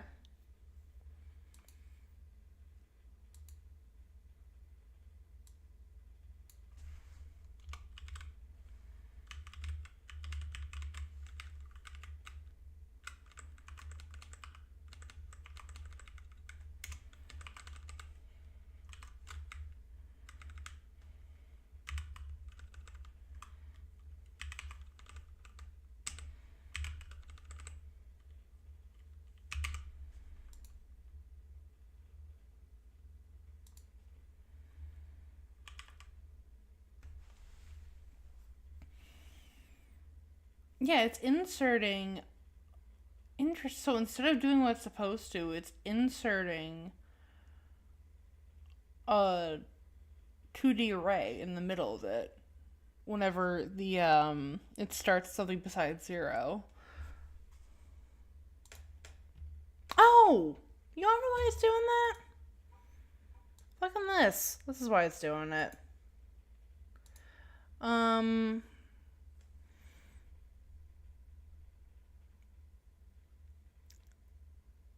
Problem is I only want this to work once.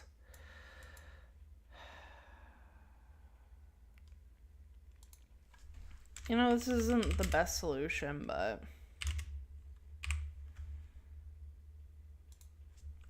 You know what I mean? We can just make a... You can just do one of these.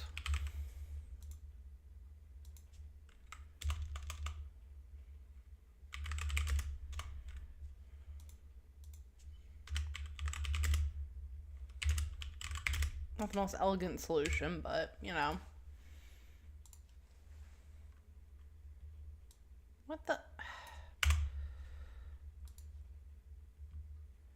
the most elegant solution, but...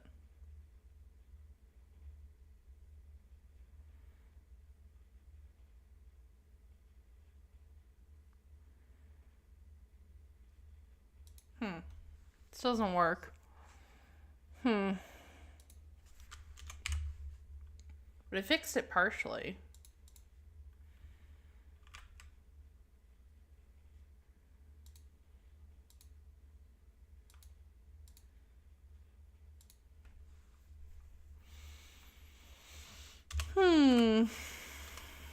Okay, what does it do if I'm 2?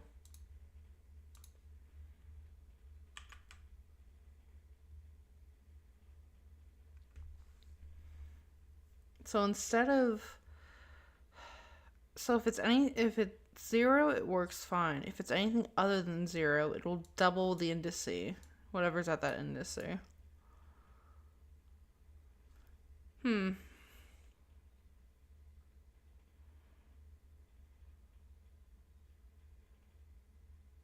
Oh, that's intended behavior, ain't it? Yeah, that's exactly what I wanted to do.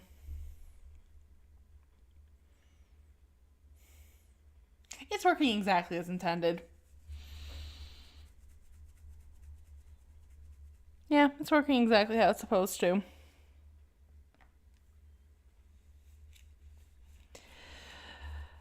Oh, boy.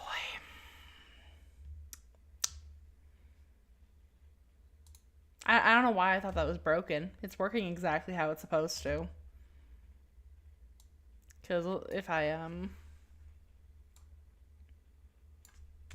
Because, if I did one of these...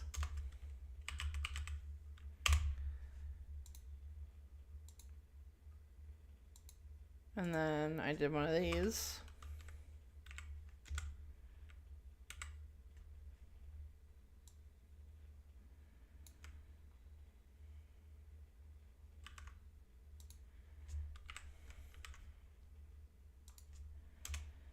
I'm kind of curious.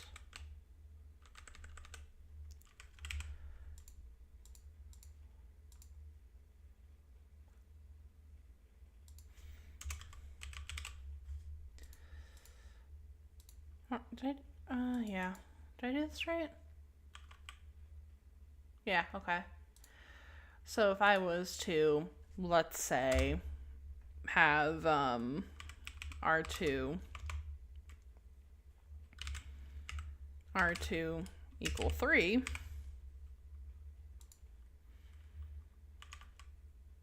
yeah, it works perfectly. Okay.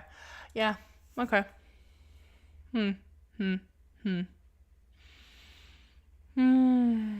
Yeah, sometimes I'm my own worst enemy.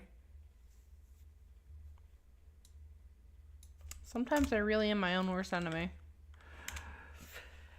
Boy. Now, I know there's probably a shortcut to uncommon all this. I just don't know it.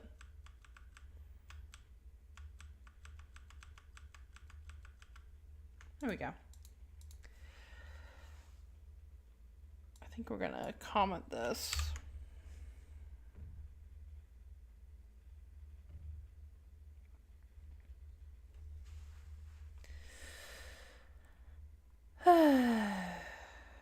Sometimes just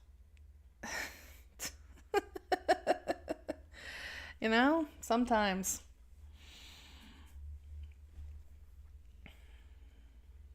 At least I realized what I was doing wrong pretty fast.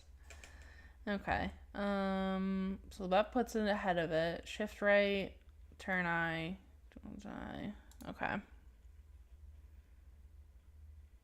And then else.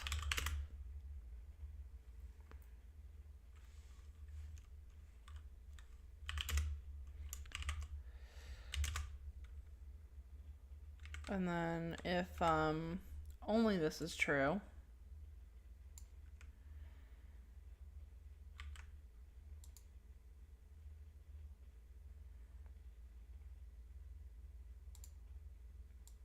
No, I actually know.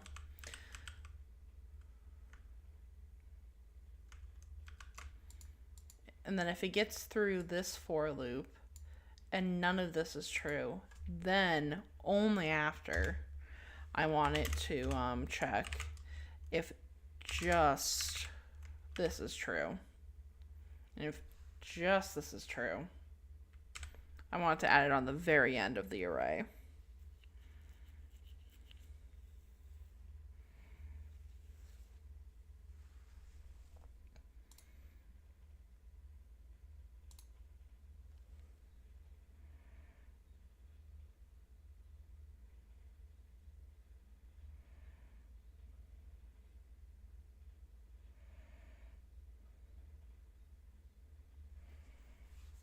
Yeah.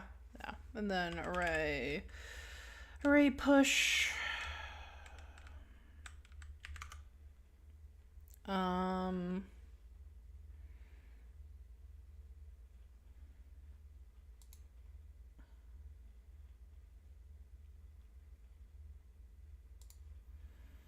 Array push, turn R.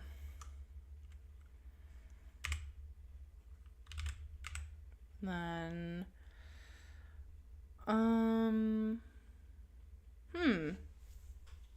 yeah, J.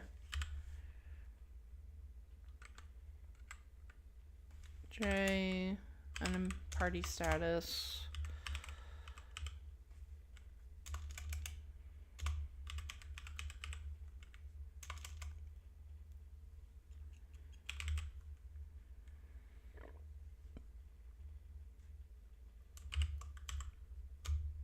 Global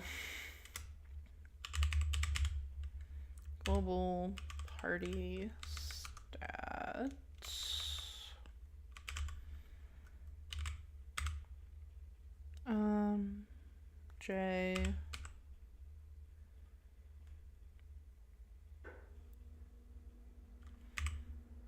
J dot speed. Okay. This should work? Question mark? So what I'm gonna do is, it's not the one I want. Show debug message. Turn R. What I'm gonna do is I'm gonna go in here. Where is it? This one. And I'm going to change these values.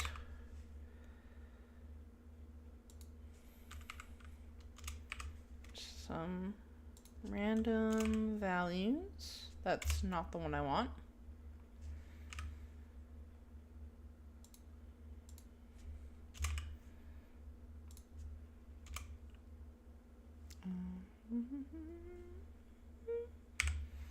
There we go.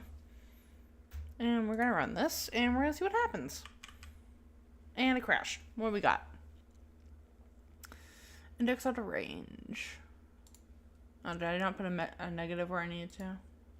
Not negative. I didn't put a minus where I needed to. This one. 5. Yeah, that should be 4.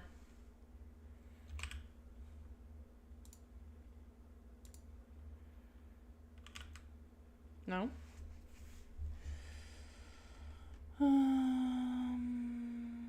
Turn change line 17.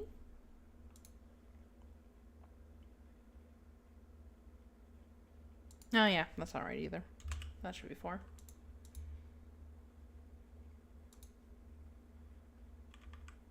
Okay, where is it now? Line 22, 21.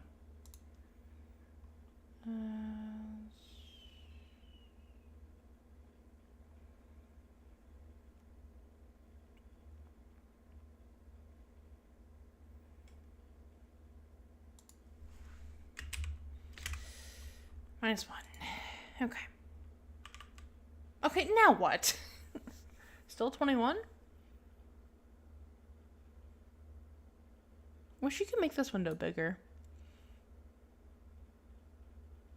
Variable index 1 outer range for 0.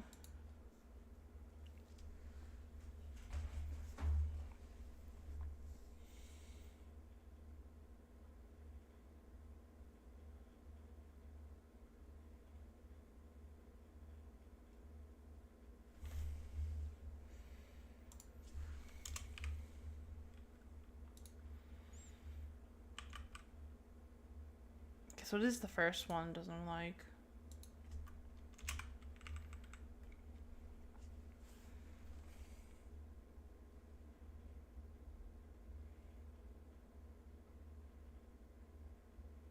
Yeah, I guess that would go up. Yes, this needs to be -1, doesn't it?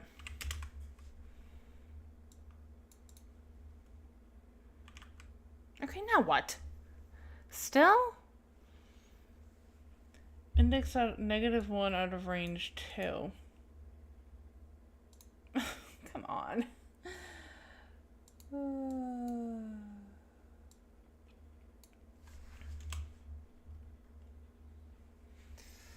Okay, what's going on here? Global party status J.P speed is greater. I want to check if it's the current one.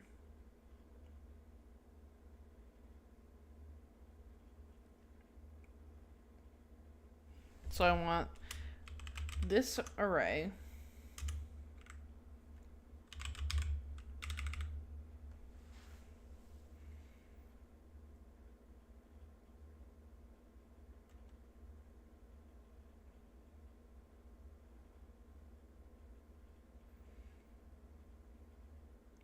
Trend array is a single depth array, isn't it?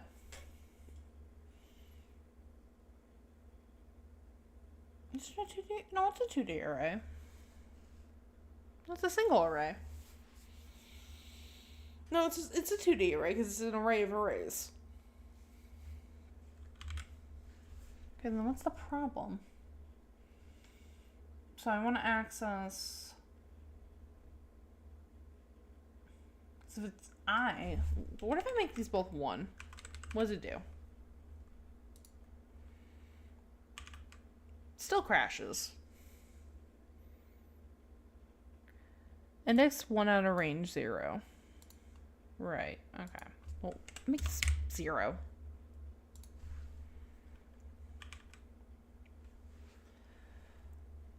Variable index 1 out of range 0.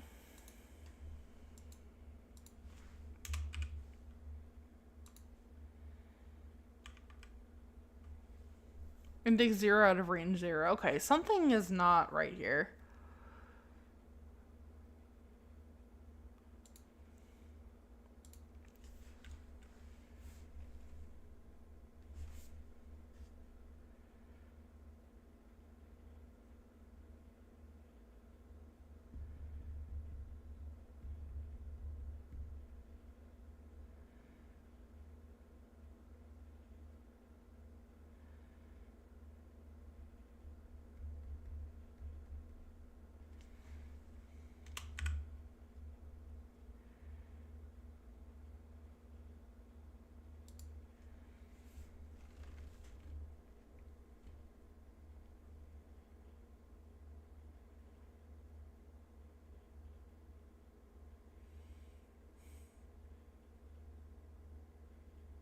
Because it doesn't like that specifically. I'm trying to figure out why.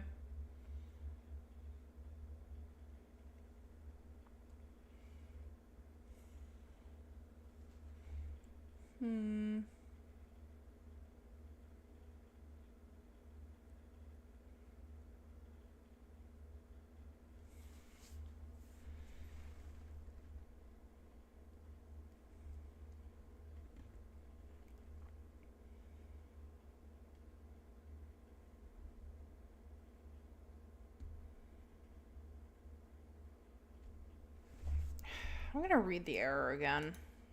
I know reading is probably not going to give me anything, but index 0 out of range 0.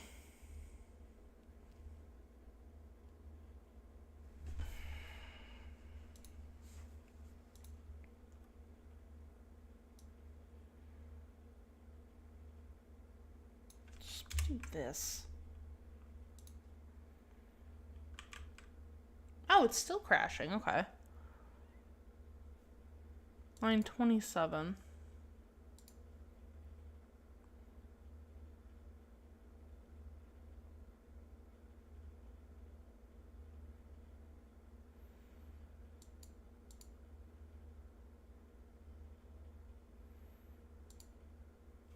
What's it saying?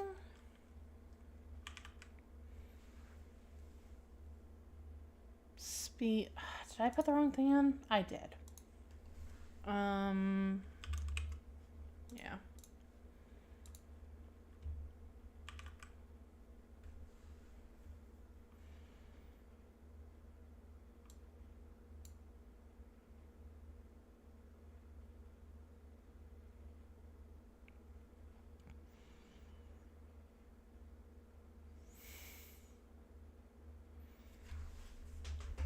What? Right, it's putting a 2D array in for whatever reason.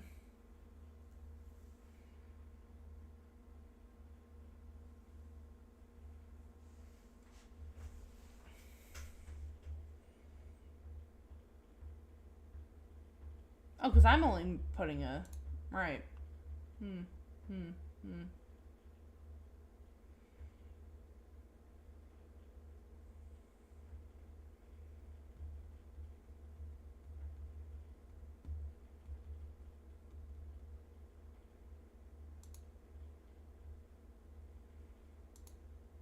Can I not set it like that? I guess I can't.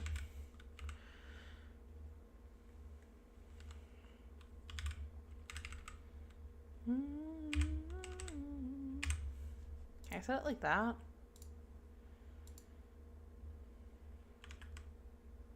I can. Okay. Oh,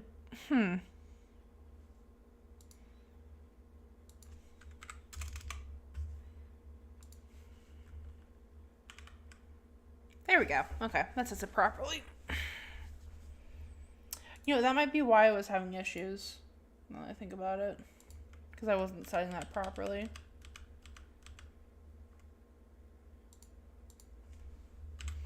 It's probably why I was having issues. Because I wasn't doing that properly.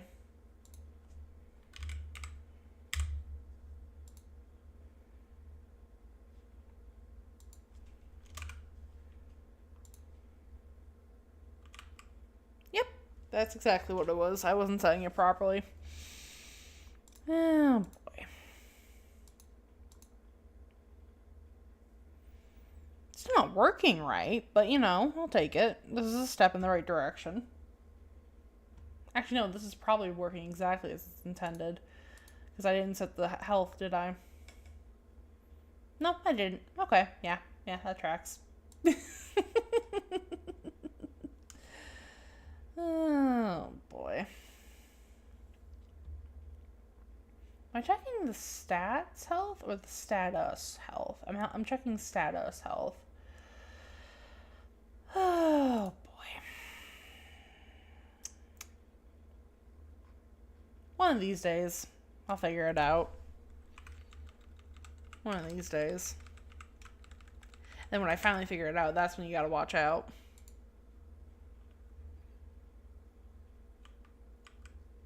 Oh. Something tells me I made an infinite loop.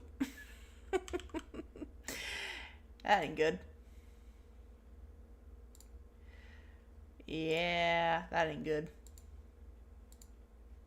Oops.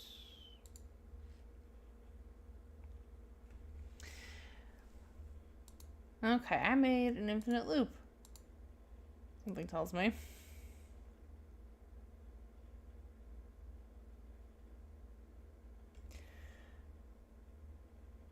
Okay, why did it do that is my question.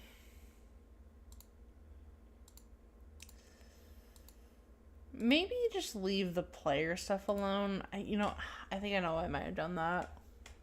Yeah, I think it's specifically because I'm messing with these values. And I don't have anything set up for these. Yeah, that's probably why.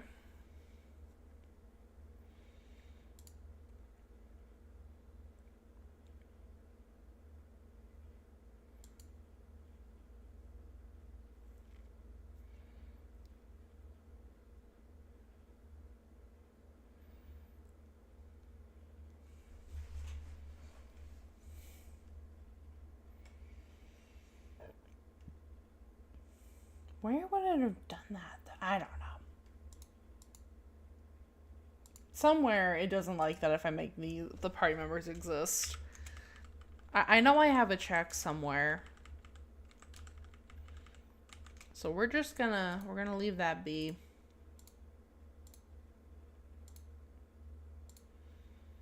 What I'm gonna do is, what do I have the player speed set to?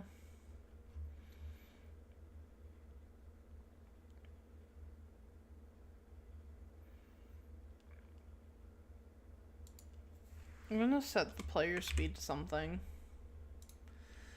And then check if it puts it in the correct order. It's interesting. Oh, I know why it's doing that.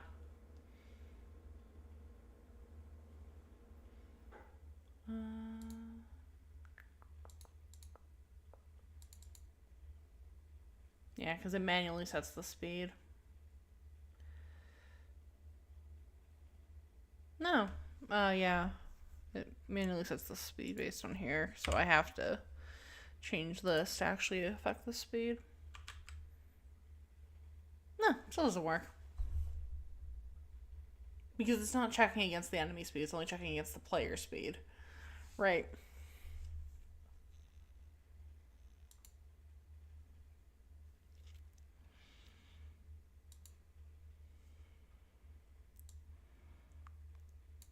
Oh, shit. Yeah, how am I gonna do that?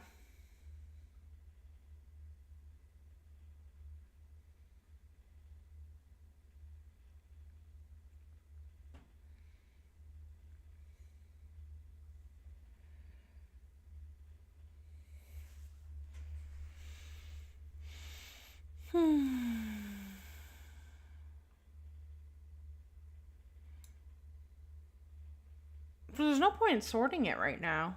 Just getting everything in the array and then sorting it after would be a better idea. I'll be right back.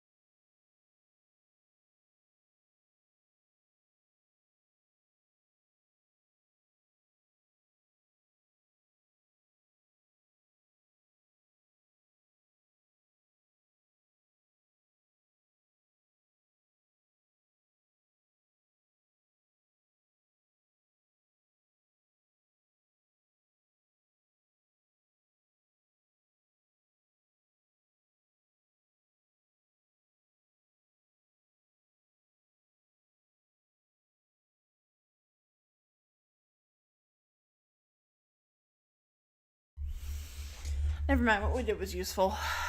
Just thought about it.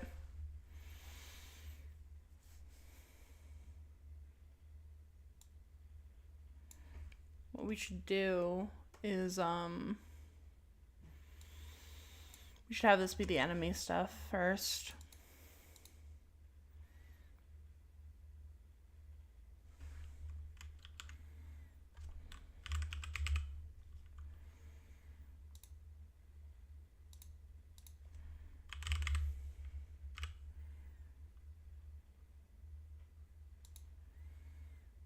And then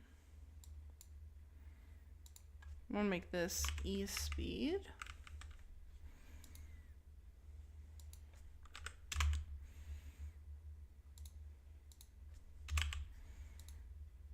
Test if this works. Oh, okay, so it's a problem with, that's a problem. So where is it getting caught up? Boy, we'll have to see where it's getting caught up.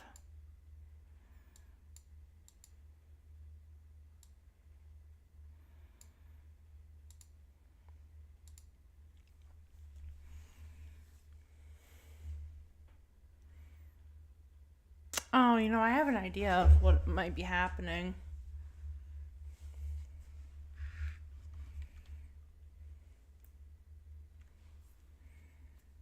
But I have an idea of what's happening.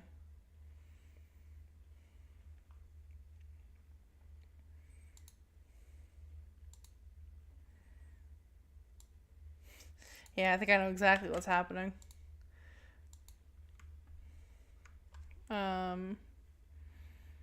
Length.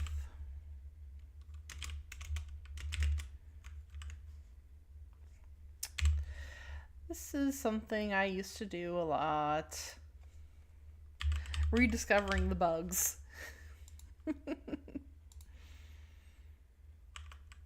Yep, that's exactly what it was.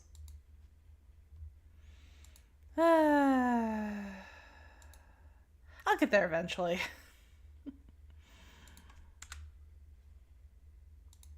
Okay, and then we can just show message.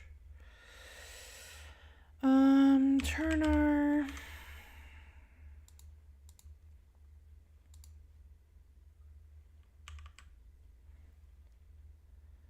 Zero 566.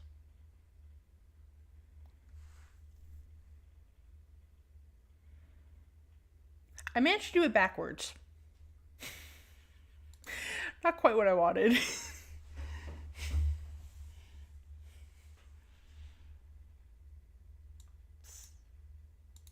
I guess we should flip it like this then. That should fix it, right? No. 0566.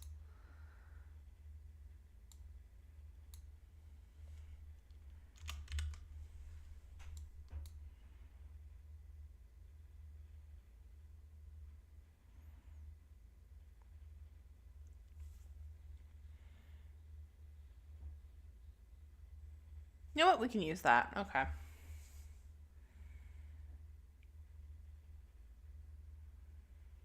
Because this is the speed, and this is the position. This should be 4, not 5. No, 5. It's the first enemy. Okay. And then we need to basically repeat this, but with the,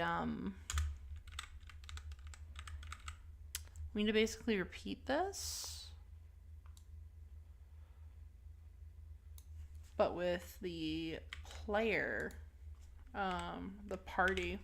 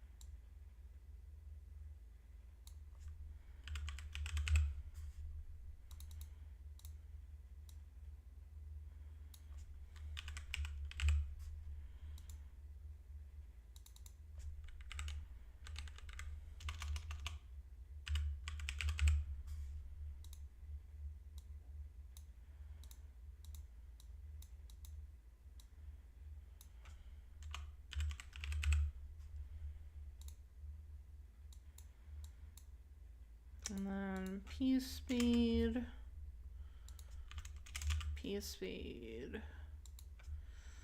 key speed. And then just make sure this works.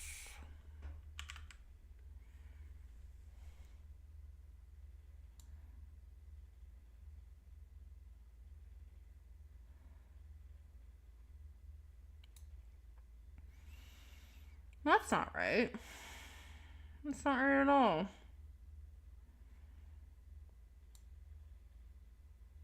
That is not right at all.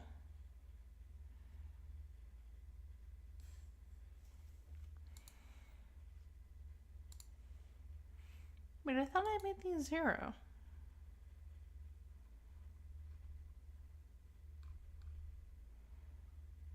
Yeah, these shouldn't be counted at all. So why are they getting added? Uh-oh. What's going on there? What's going on there?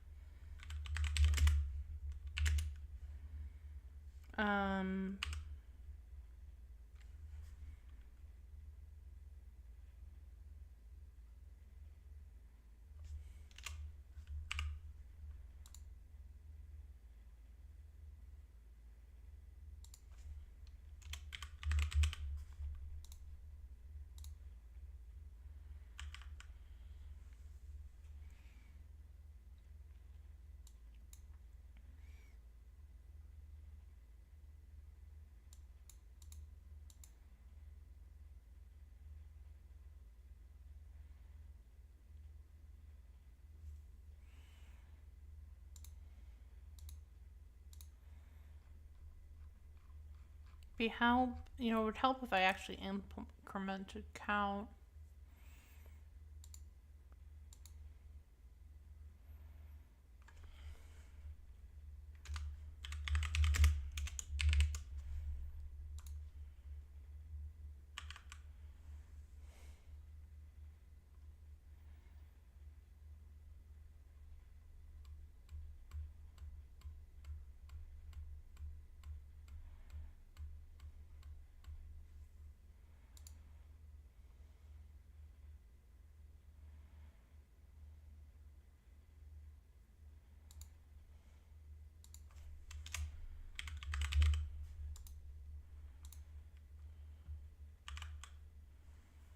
Here we go. 6, 7, 8. 5, 6, 7, 8.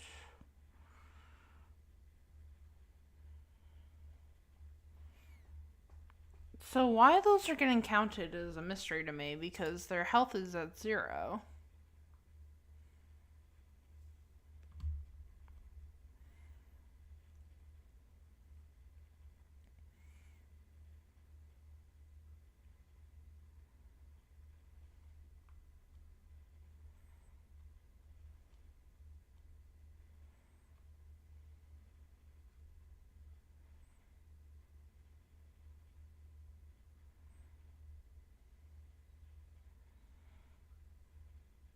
One, 2, 3, 4.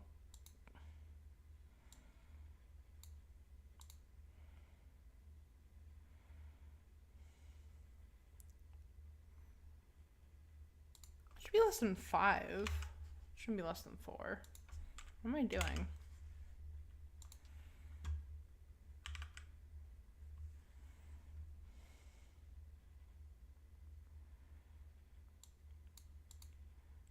Four, 1, 2, 3, 4, 5, 6, 7, 8. Huh. Definitely confused. Be honest with you.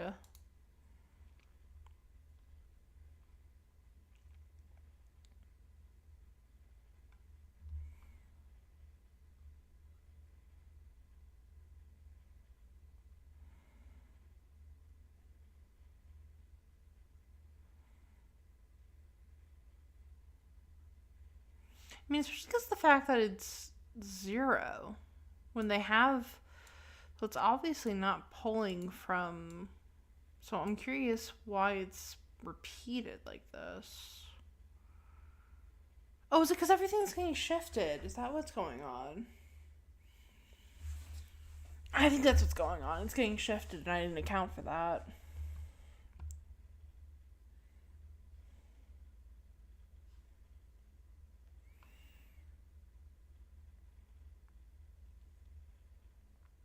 Right, yeah, I think that's what's going on.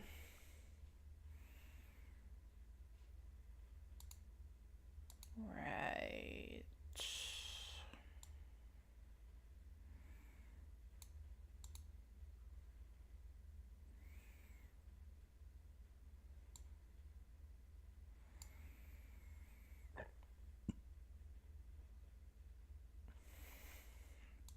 So I want to see how many times this is getting called.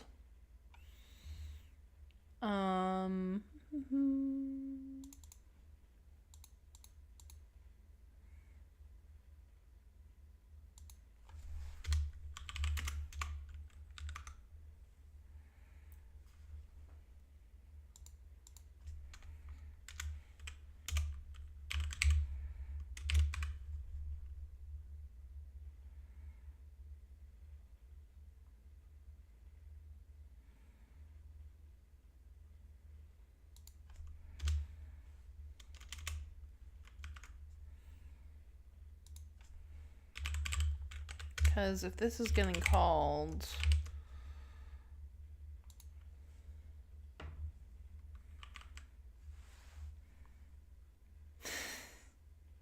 of course.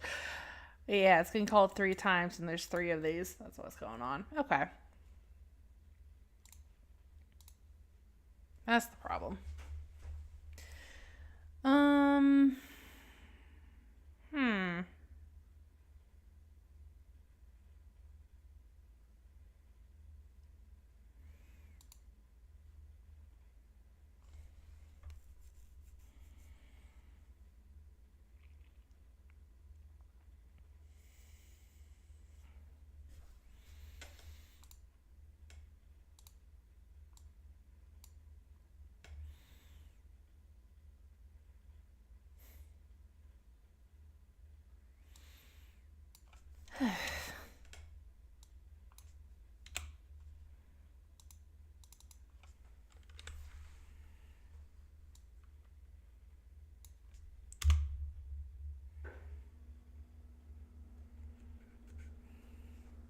Wasn't, oh yeah, I was supposed to do something to get rid of the first one, wasn't I? I just never did that. Yeah, I just never did that. That's what's going on. I think there's a function that gets rid of the first one.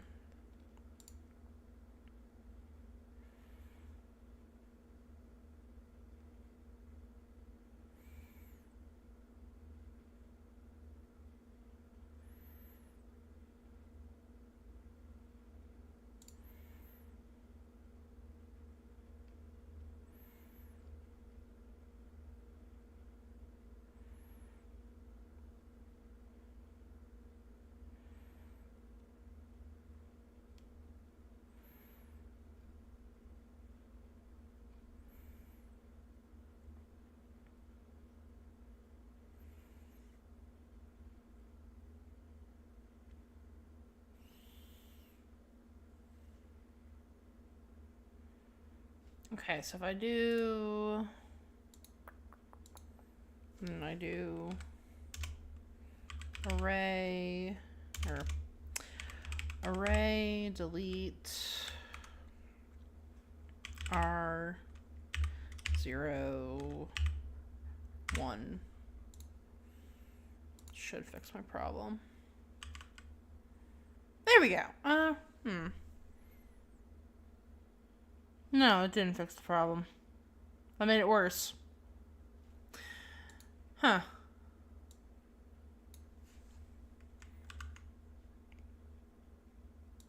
Okay. It's interesting. Very interesting.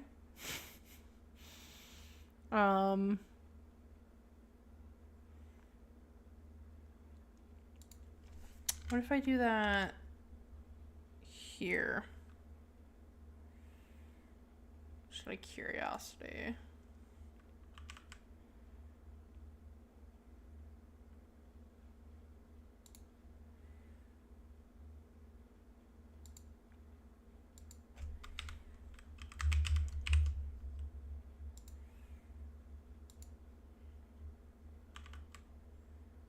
Again, fucks with it.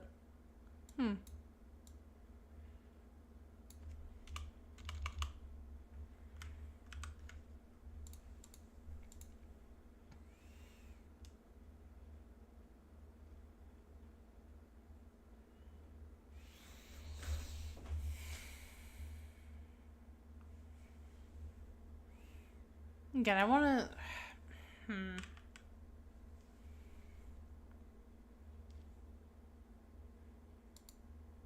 What am I going to do? I'm going to go in here. And again, fucking with this won't matter for those, because they're already initialized somewhere else. So let's go this guy.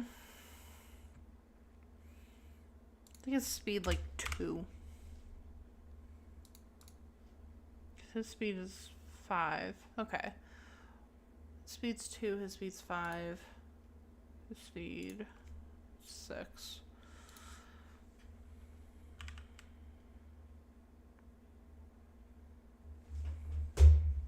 Again, why is it...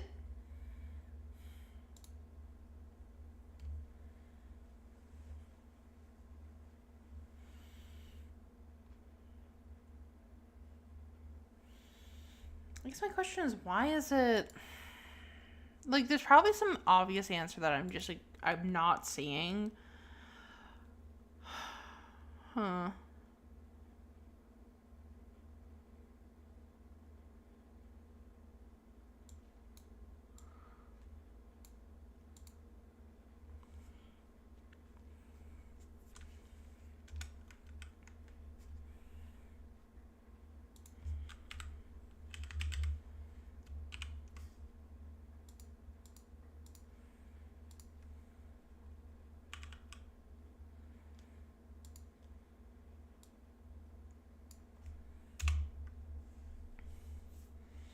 So what would that be if, wait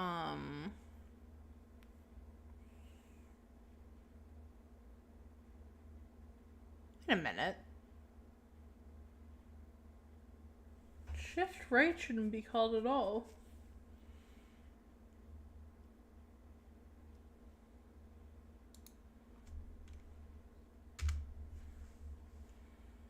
Yeah, shift right shouldn't be called at all. What's going on?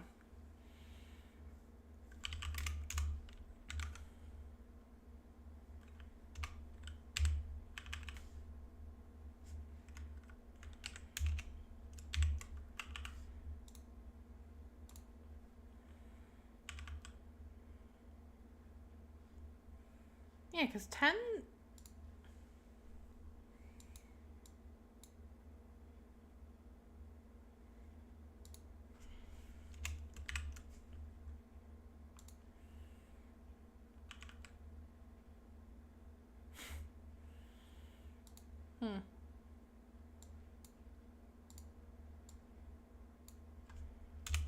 Okay. So, again, want to add the players party.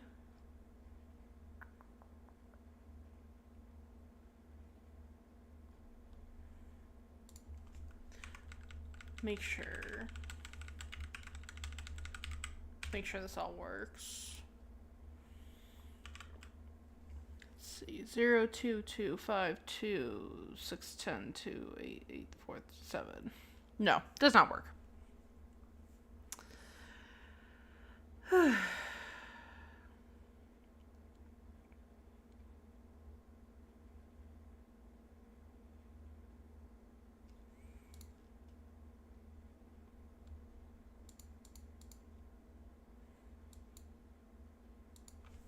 do it the other way.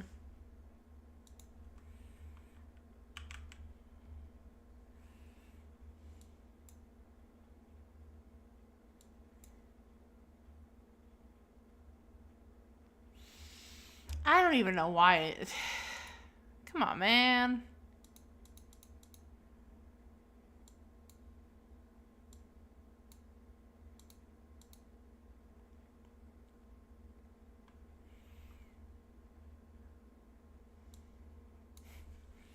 So it works fine here. But as soon as we get down here is when things start getting fucky. So we're gonna go through line by fucking line and see what's going on.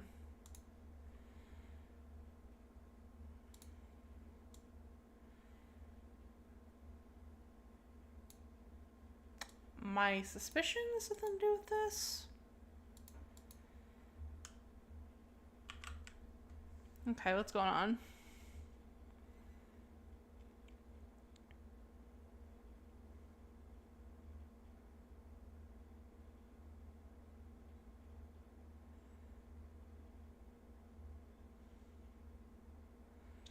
Yeah, it's just not having a good time.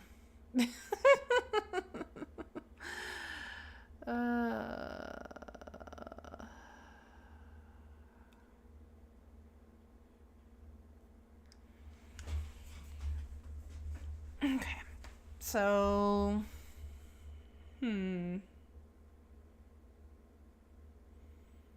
Oh, you wanna know what's probably doing that?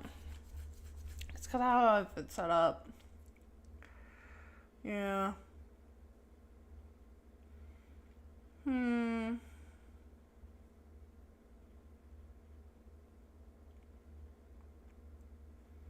know, it'd probably be easier putting the player.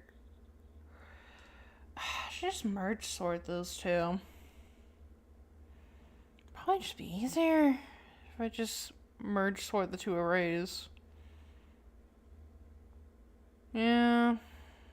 Ugh. I don't remember how to write a merge sort though.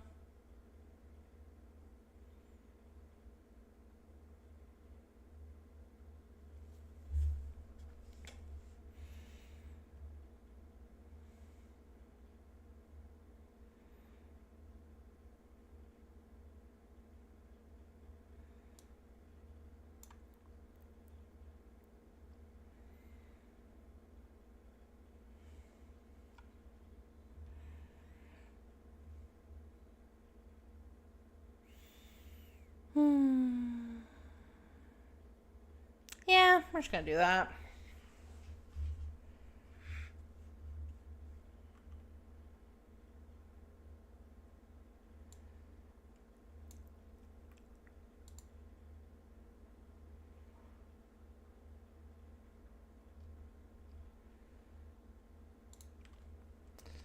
Turn away if you don't like poorly named variables.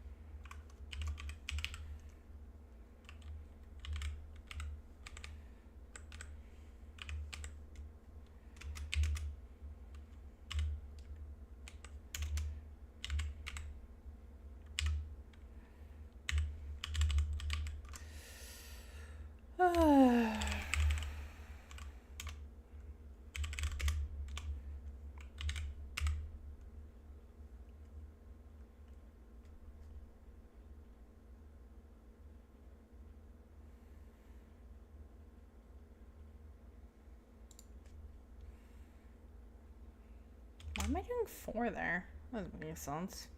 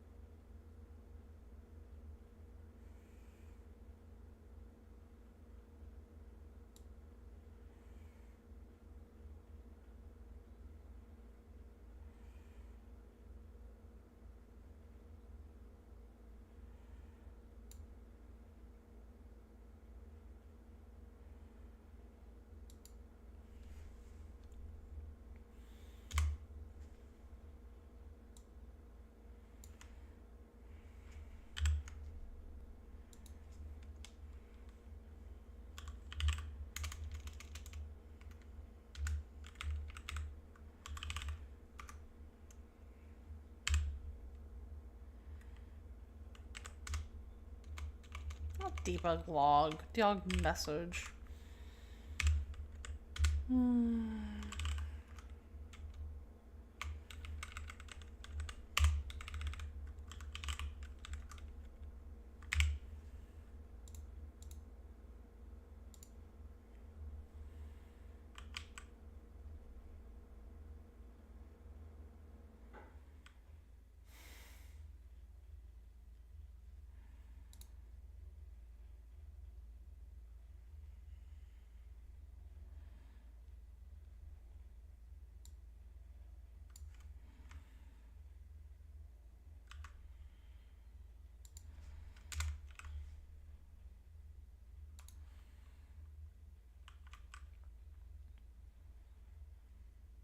Okay, never mind.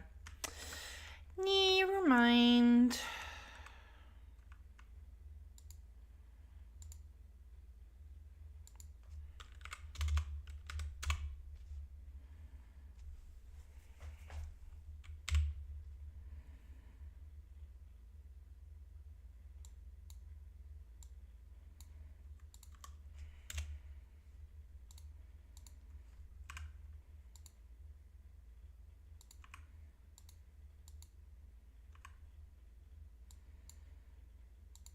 Yeah, we can just merge. We can just merge sort them.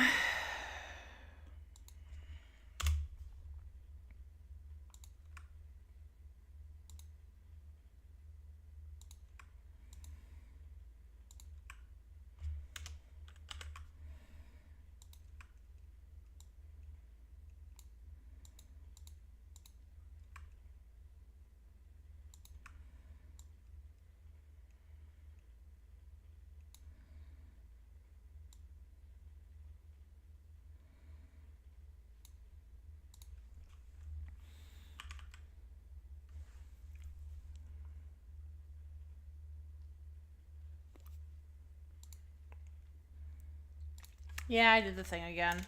I keep on, for whatever reason, instead of typing party, put player. I don't know.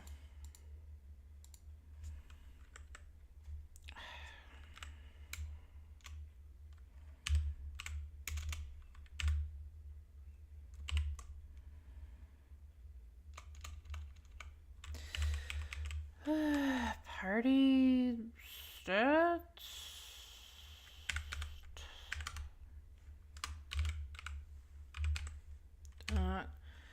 P speed.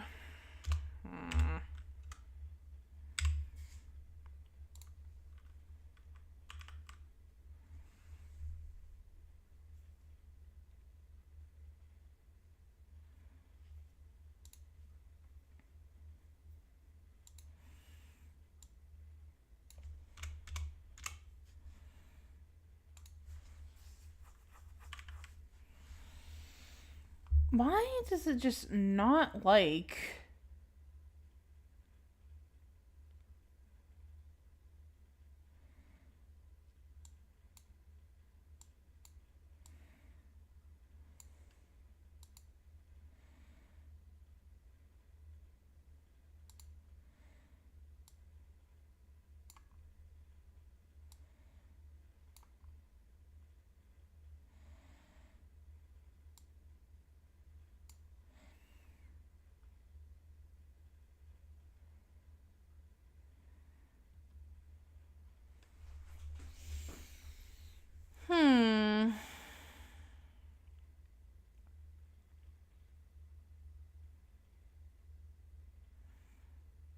Oh, because this isn't getting triggered. What the hell? Why isn't it getting triggered?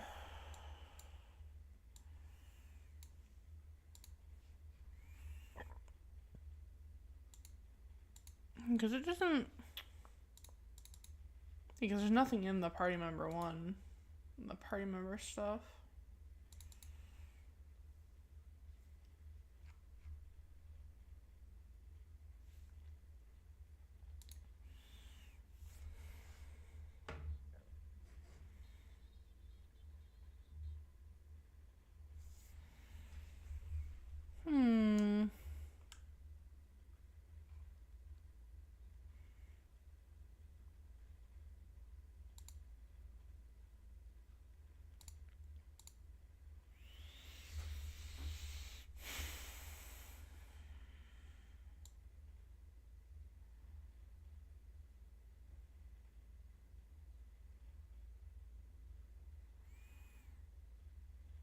Okay, so why does this end up perfectly sorted? Well, it's not perfectly sorted. Neither one of them are sorted. God damn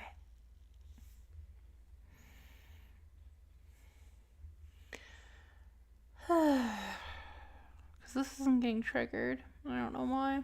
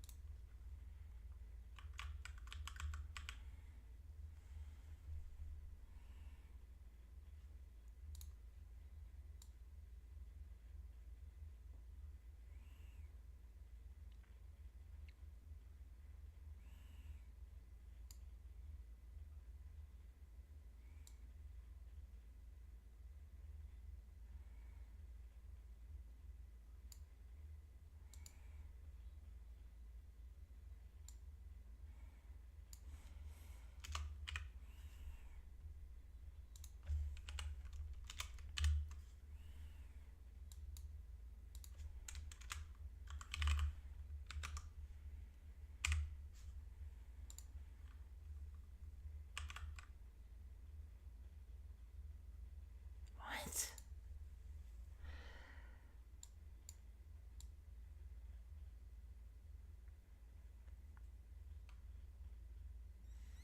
I'm calling it correctly.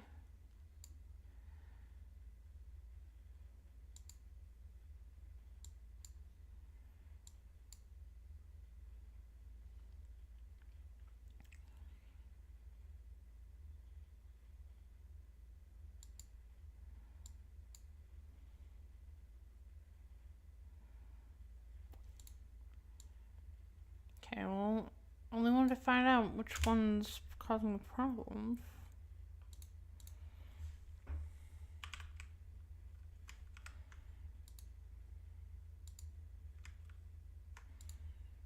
So this is causing problems.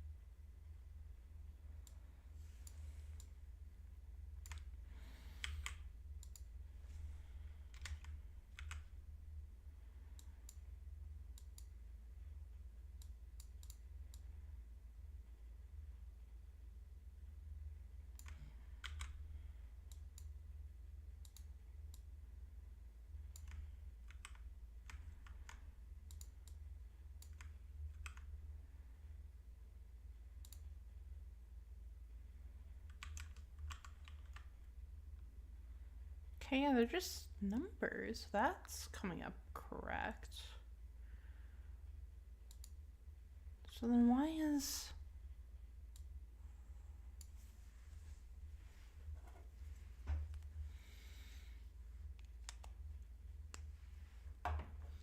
I'm confused.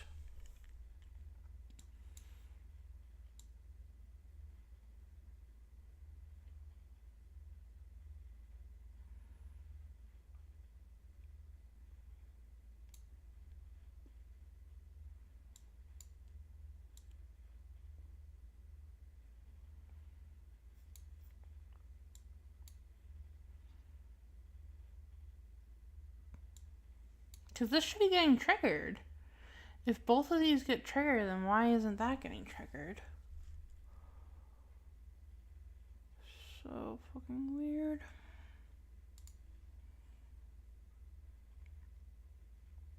Okay. Gotta be honest with you, I have no fucking clue what's going on. I think, we scrap this, to be honest. Because it's just behaving so weird. Here's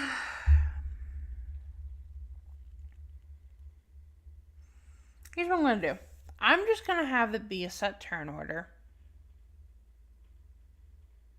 For now.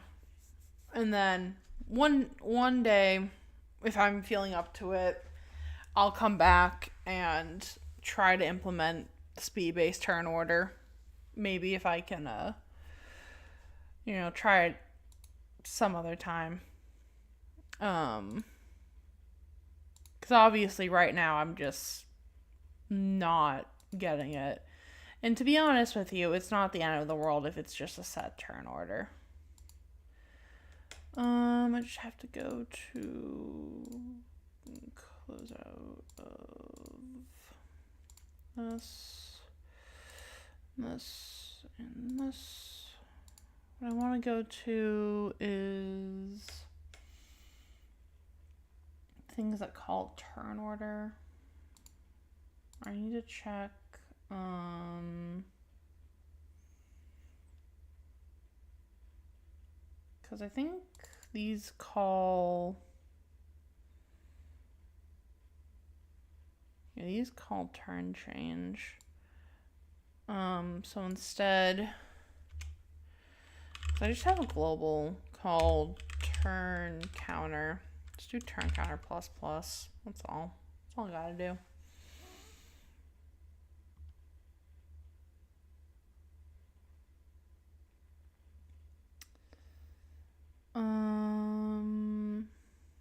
And then party attack, same thing. Instead of turn change, just turn counter plus plus.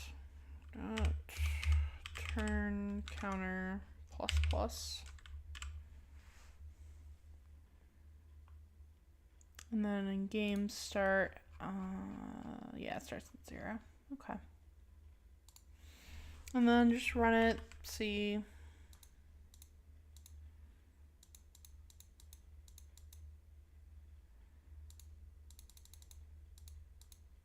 Oh, interesting.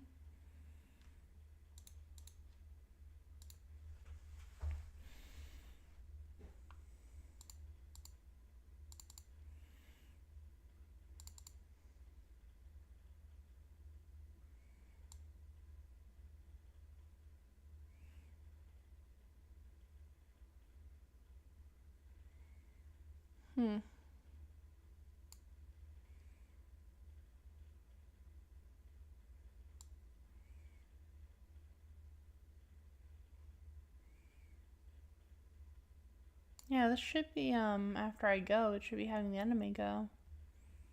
Oh, I never reset turn counter, do I? Yeah.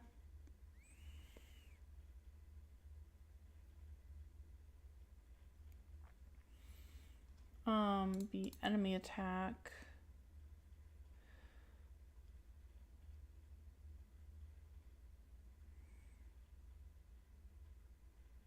Battle.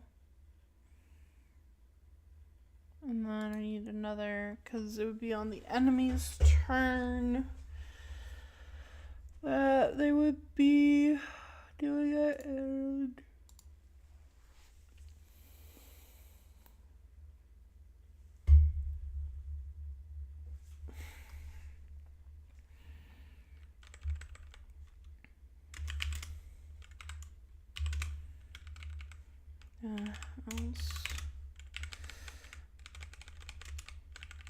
else if turn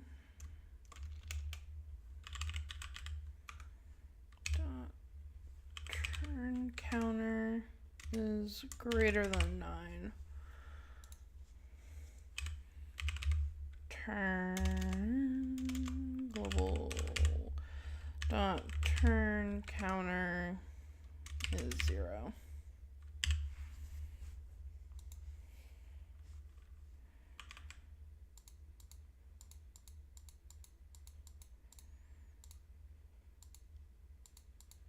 Okay.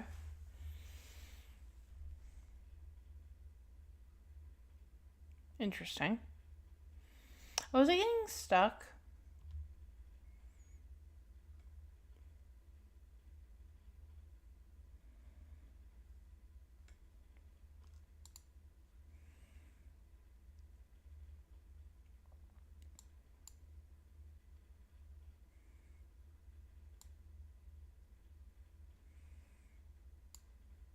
I wanna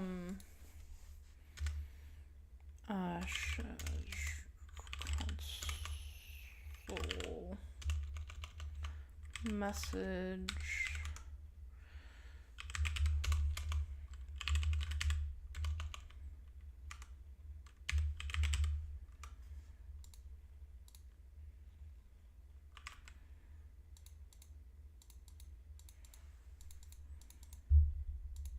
okay, interesting. I guess it's technically working the way it's supposed to. It's getting stuck at enemy attack now. Okay.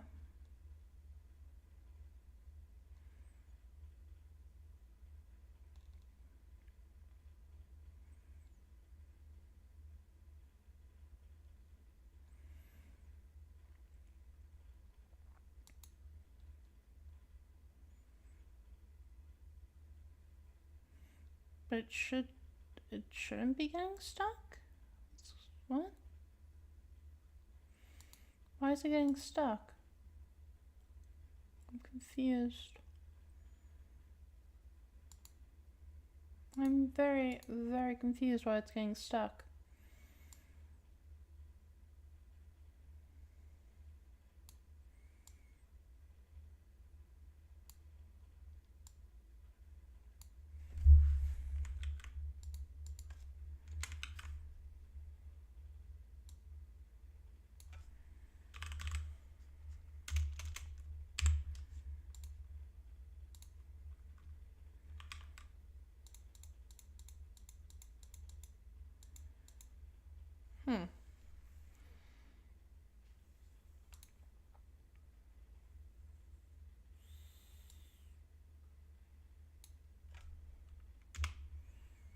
Oh, is it because this is coming up and then this menu doesn't work? Right. Gotcha, okay. Because I bet you if I copy this and I do this and I have this show first,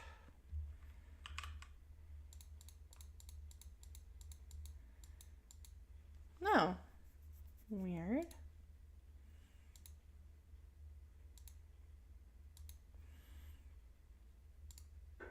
Hmm.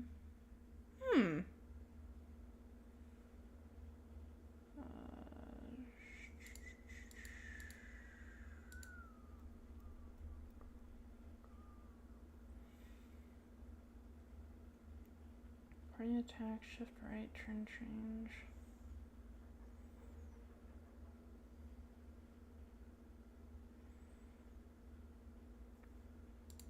Where is... I'm gonna delete turn change and then see if it's getting called somewhere and that's messing with something.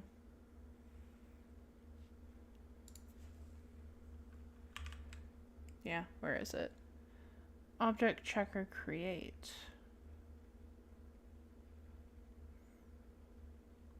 Object checker. This is where it's getting...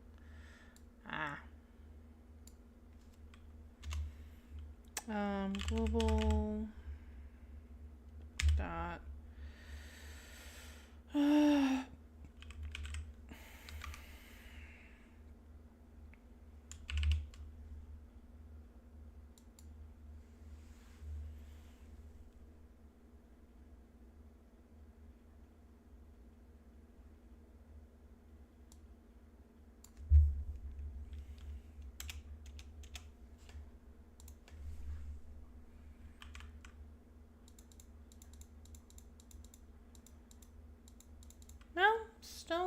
on up.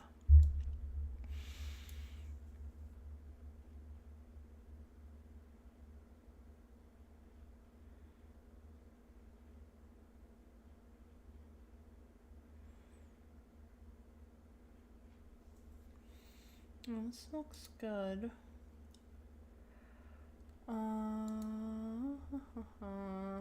Check these.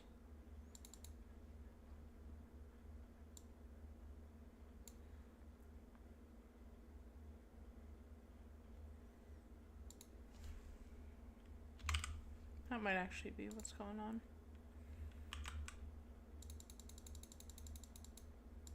Yeah, that's what it was. Okay. Okay. Interesting.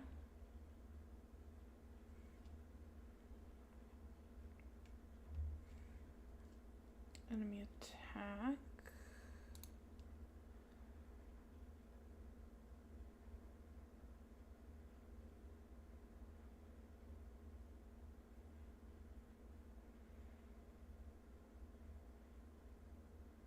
So it should be equal or greater than 8, actually. I think that's what I gotta do.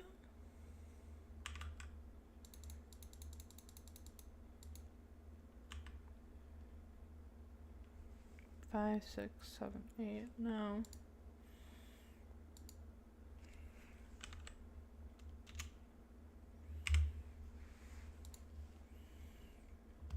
Well, turn counter gets set to 0, but that doesn't.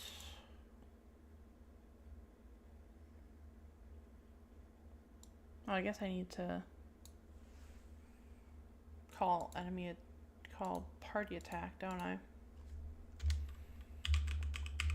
Party attack. Is party attack take an argument? This function takes less than one argument.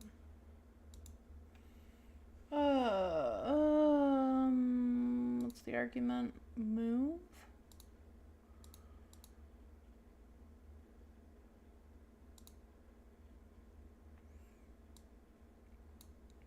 I guess just create the battle menu. That's all it needs to do.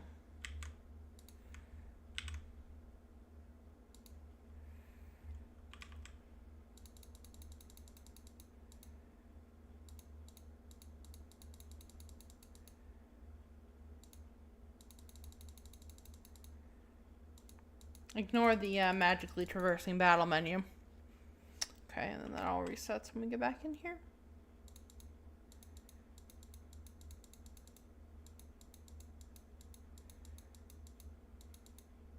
Yep, okay. Okay, yeah, that works. That works.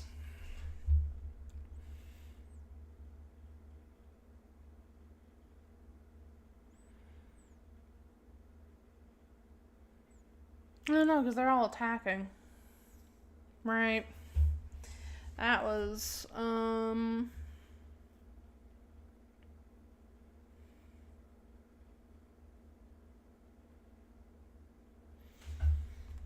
I need to have to check if it's dead or not.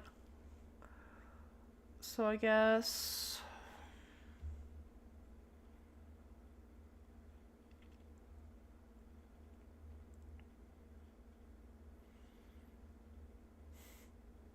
add another else if.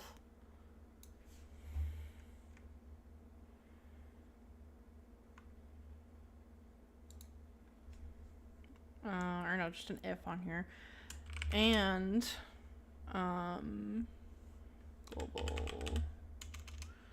global dot enemy status.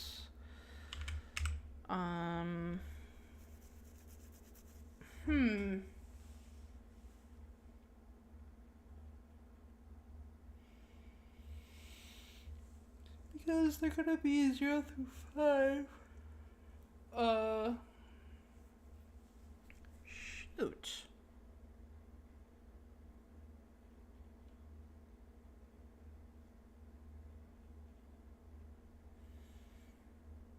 I guess I just had 4. Or subtract 4, right? Yeah. Or because they're in positions 0, 1, 2, 3, 4 in the array, but they're in 5, 6, 7, 8, 9 in the turn order, so I just subtract 5. Okay, yeah. Enemy status, turn, global dot turn counter -5 dot HP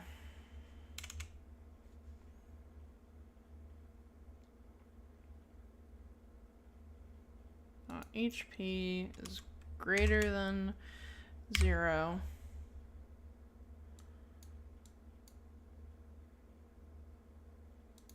Else if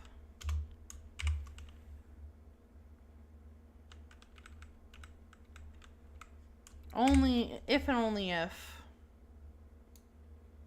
the enemy is actually alive. Else global.turn counter ++. Okay.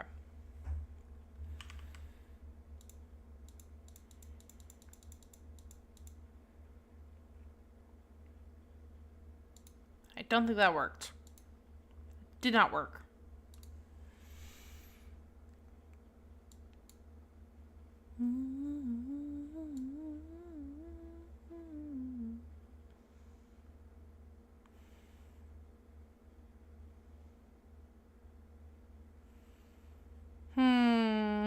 Why did that not work? Why did it break it?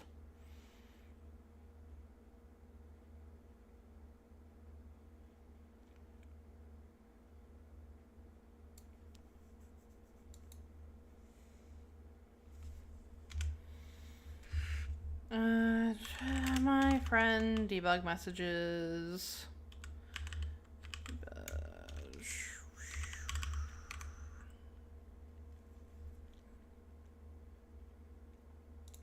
No, this is just a little game I've been working on. Just something for fun. Just a little project.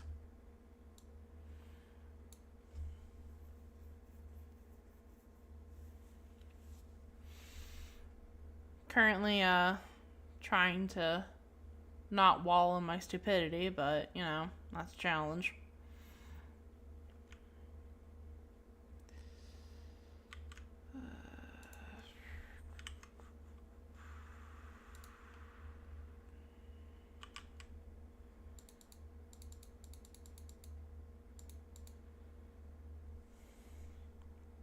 The fuck?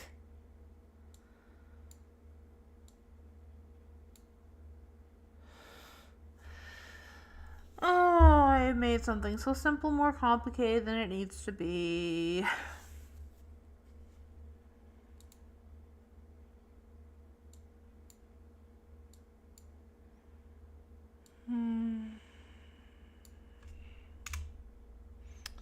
Okay.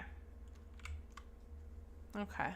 Let's try thinking this over. Let's use our brain.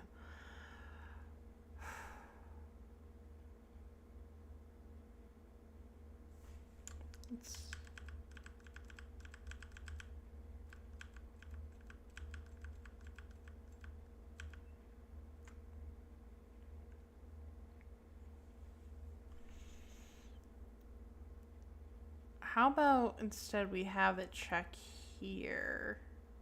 Yeah. Oh, we can close out of this. Doom with Owl. Yeah, let's add the conditional here. If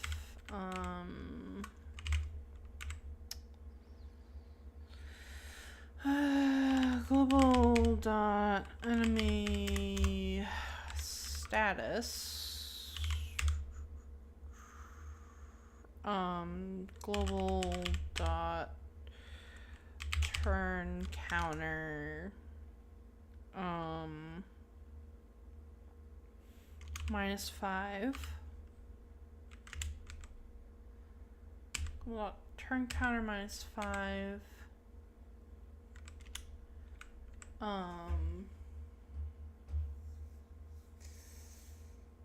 Is that even gonna get the right? Yeah, because it should only call enemy attack if it's above 5. So I shouldn't ever have to worry about trying to get a negative number or whatever. 5 is our .hp. Gotta remember to add that. .hp is greater than 0. Then it should do all this.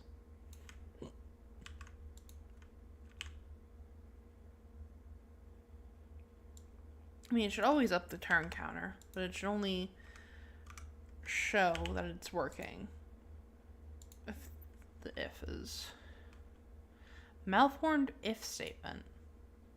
What we got? How's it malformed? The fuck do you mean?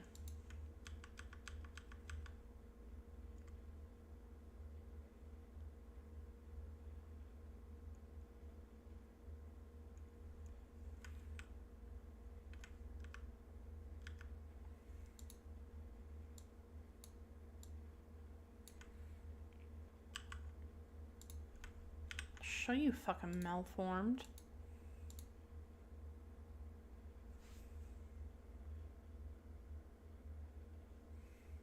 Line 16.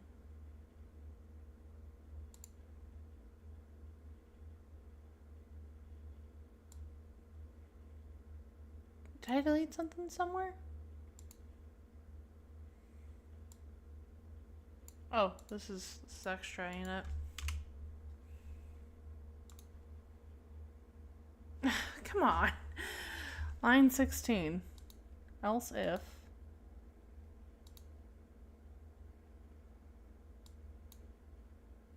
Oh, I deleted a bunch of the necessary. That's why it's saying it's malformed. Okay. Oh boy. There we go. Beautiful. Absolutely beautiful. Okay, it didn't bring up the menu, but I can work with this because it's actually showing that it's dead. I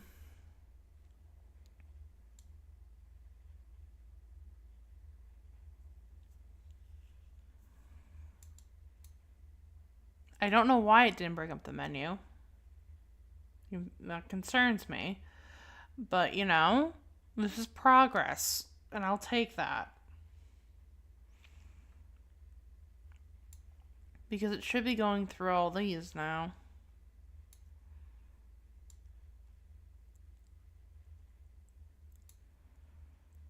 Okay, I'm going to copy this, and then I'm going to undo back to what I had before and see what exactly I fucked up.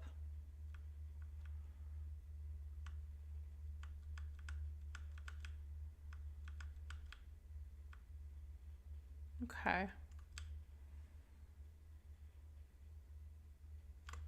Yeah, not quite sure why it's...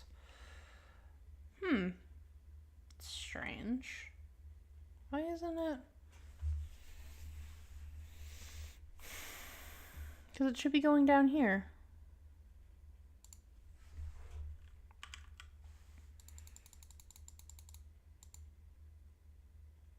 Yeah, and it's not... Uh-oh. That ain't good.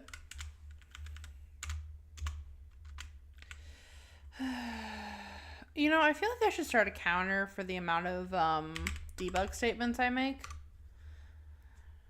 Just because of how many I end up using.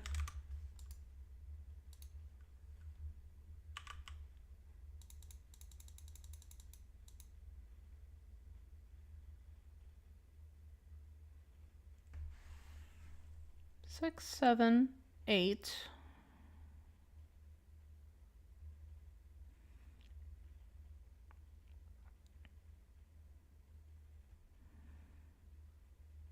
E6, E7, 8, and it doesn't do anything. Why?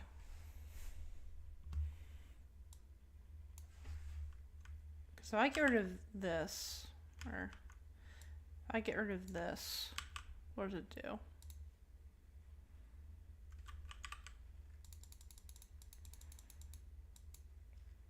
Fucks up even worse. Okay. This was simple. This is really simple, and then I went and fucked it.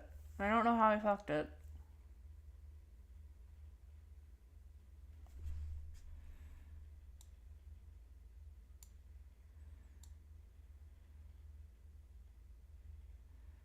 Oh. That might be why it's not working properly. Yeah, do you love my beautiful pixel art?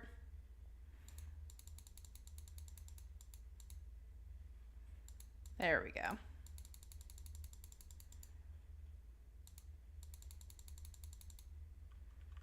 Oh, did I do 6 instead of 7?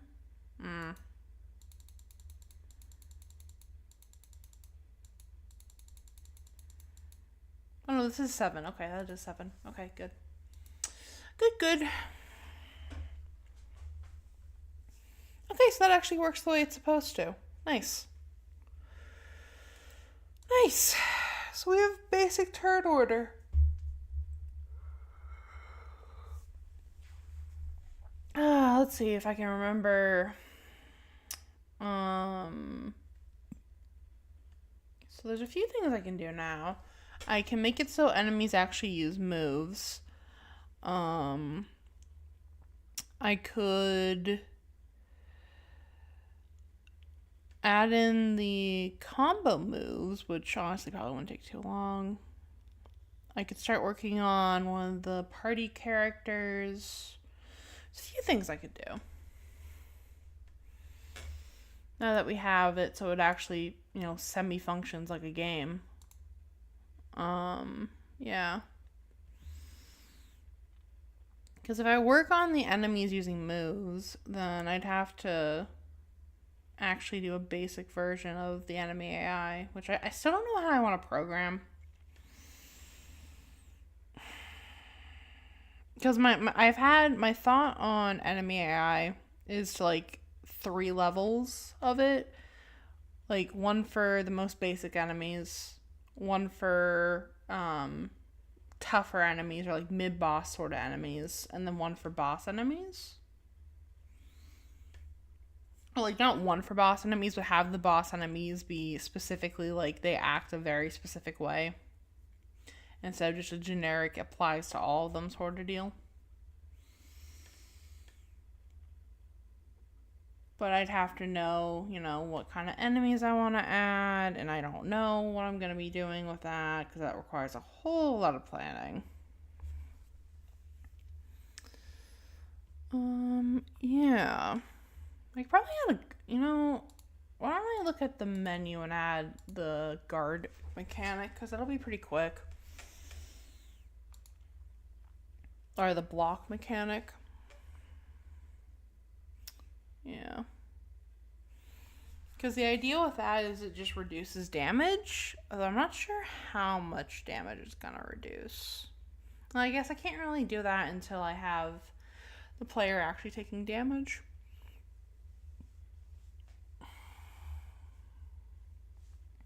A lot of math I have to math out. Because I was looking at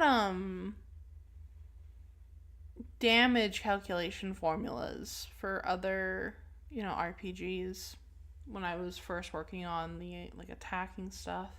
And so they get complicated, man.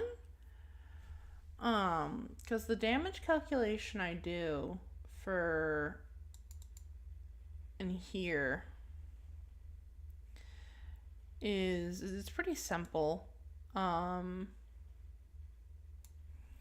It's just am I in the right file? I'm in the right file. If I can find just the math.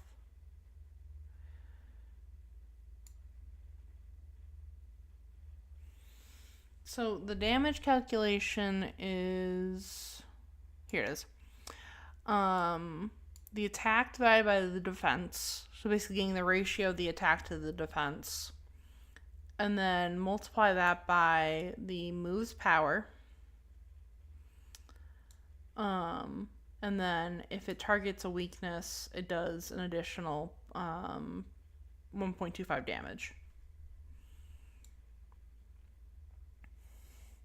And I feel like that works well,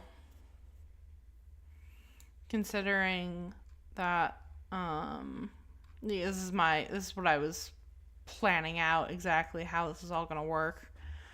And I feel like that works well, just because there's not gonna be a whole lot of fanciness with the battle stuff, because the most complicated thing I'm gonna do is the combo moves. And, basically the idea behind the combo moves is that if two party members, or one party member can use a combo move on their turn, if they spend a resource, and what that does is it lets them select a move that another party member has, and it combines, quote unquote, the two moves and gives it a new effect, and gives it basically makes it a new unique move with either stronger damage or a unique effect or a different damage type, whatever it is, depending on what you're comboing. And that's just going to be me sitting down once I actually brainstorm all the different moves and seeing individually what I want to combine with what. Because what I have so far is a master list of, these are just literally one move of every type, just so I can test it out. The status is going to be the most annoying, because I have an idea for what exactly I'm going to do with statuses. This is kind of my basic idea. This isn't necessarily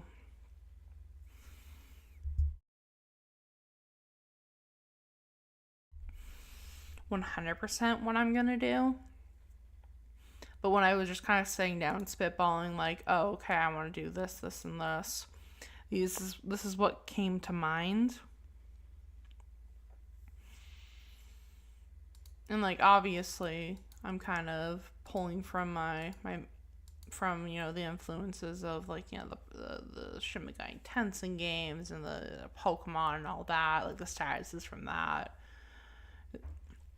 It's kind of what I base it on.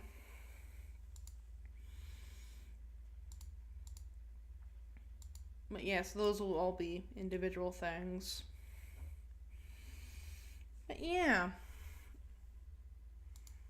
Because honestly, I feel like at this point it would be helpful, just because I have the bare bones of the battle system down, to sit down and figure out, okay, what am I going to do for the different party members' movesets?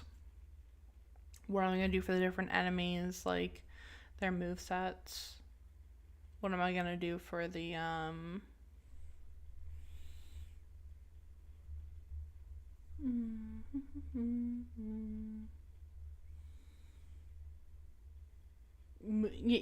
figuring out what moves I'm going to add, what the stats or things are going to be.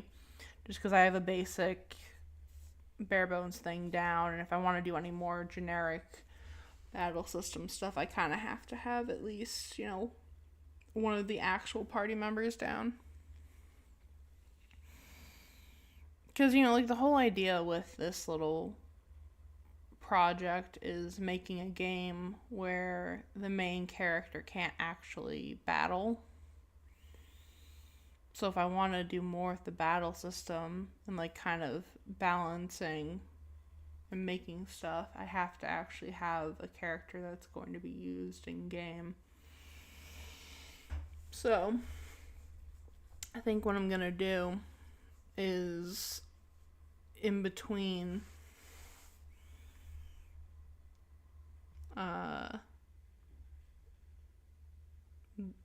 this stream of the next, just figure out what I want for that, Because, like, I still need to sit down and figure out what I'm going to do for, like, level progression. Because, it is an RPG.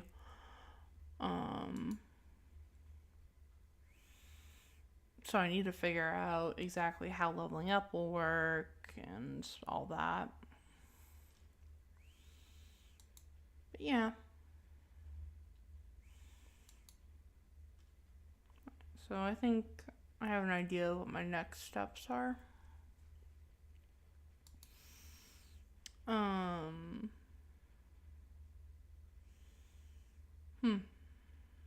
So I'll be back. Is my chat not working? God damn it. My chat box isn't working. That's weird.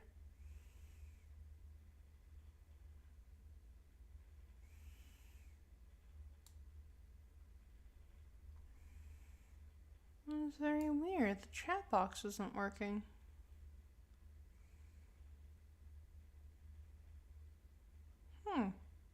I'll have to look into that. So I'm gonna head out for now.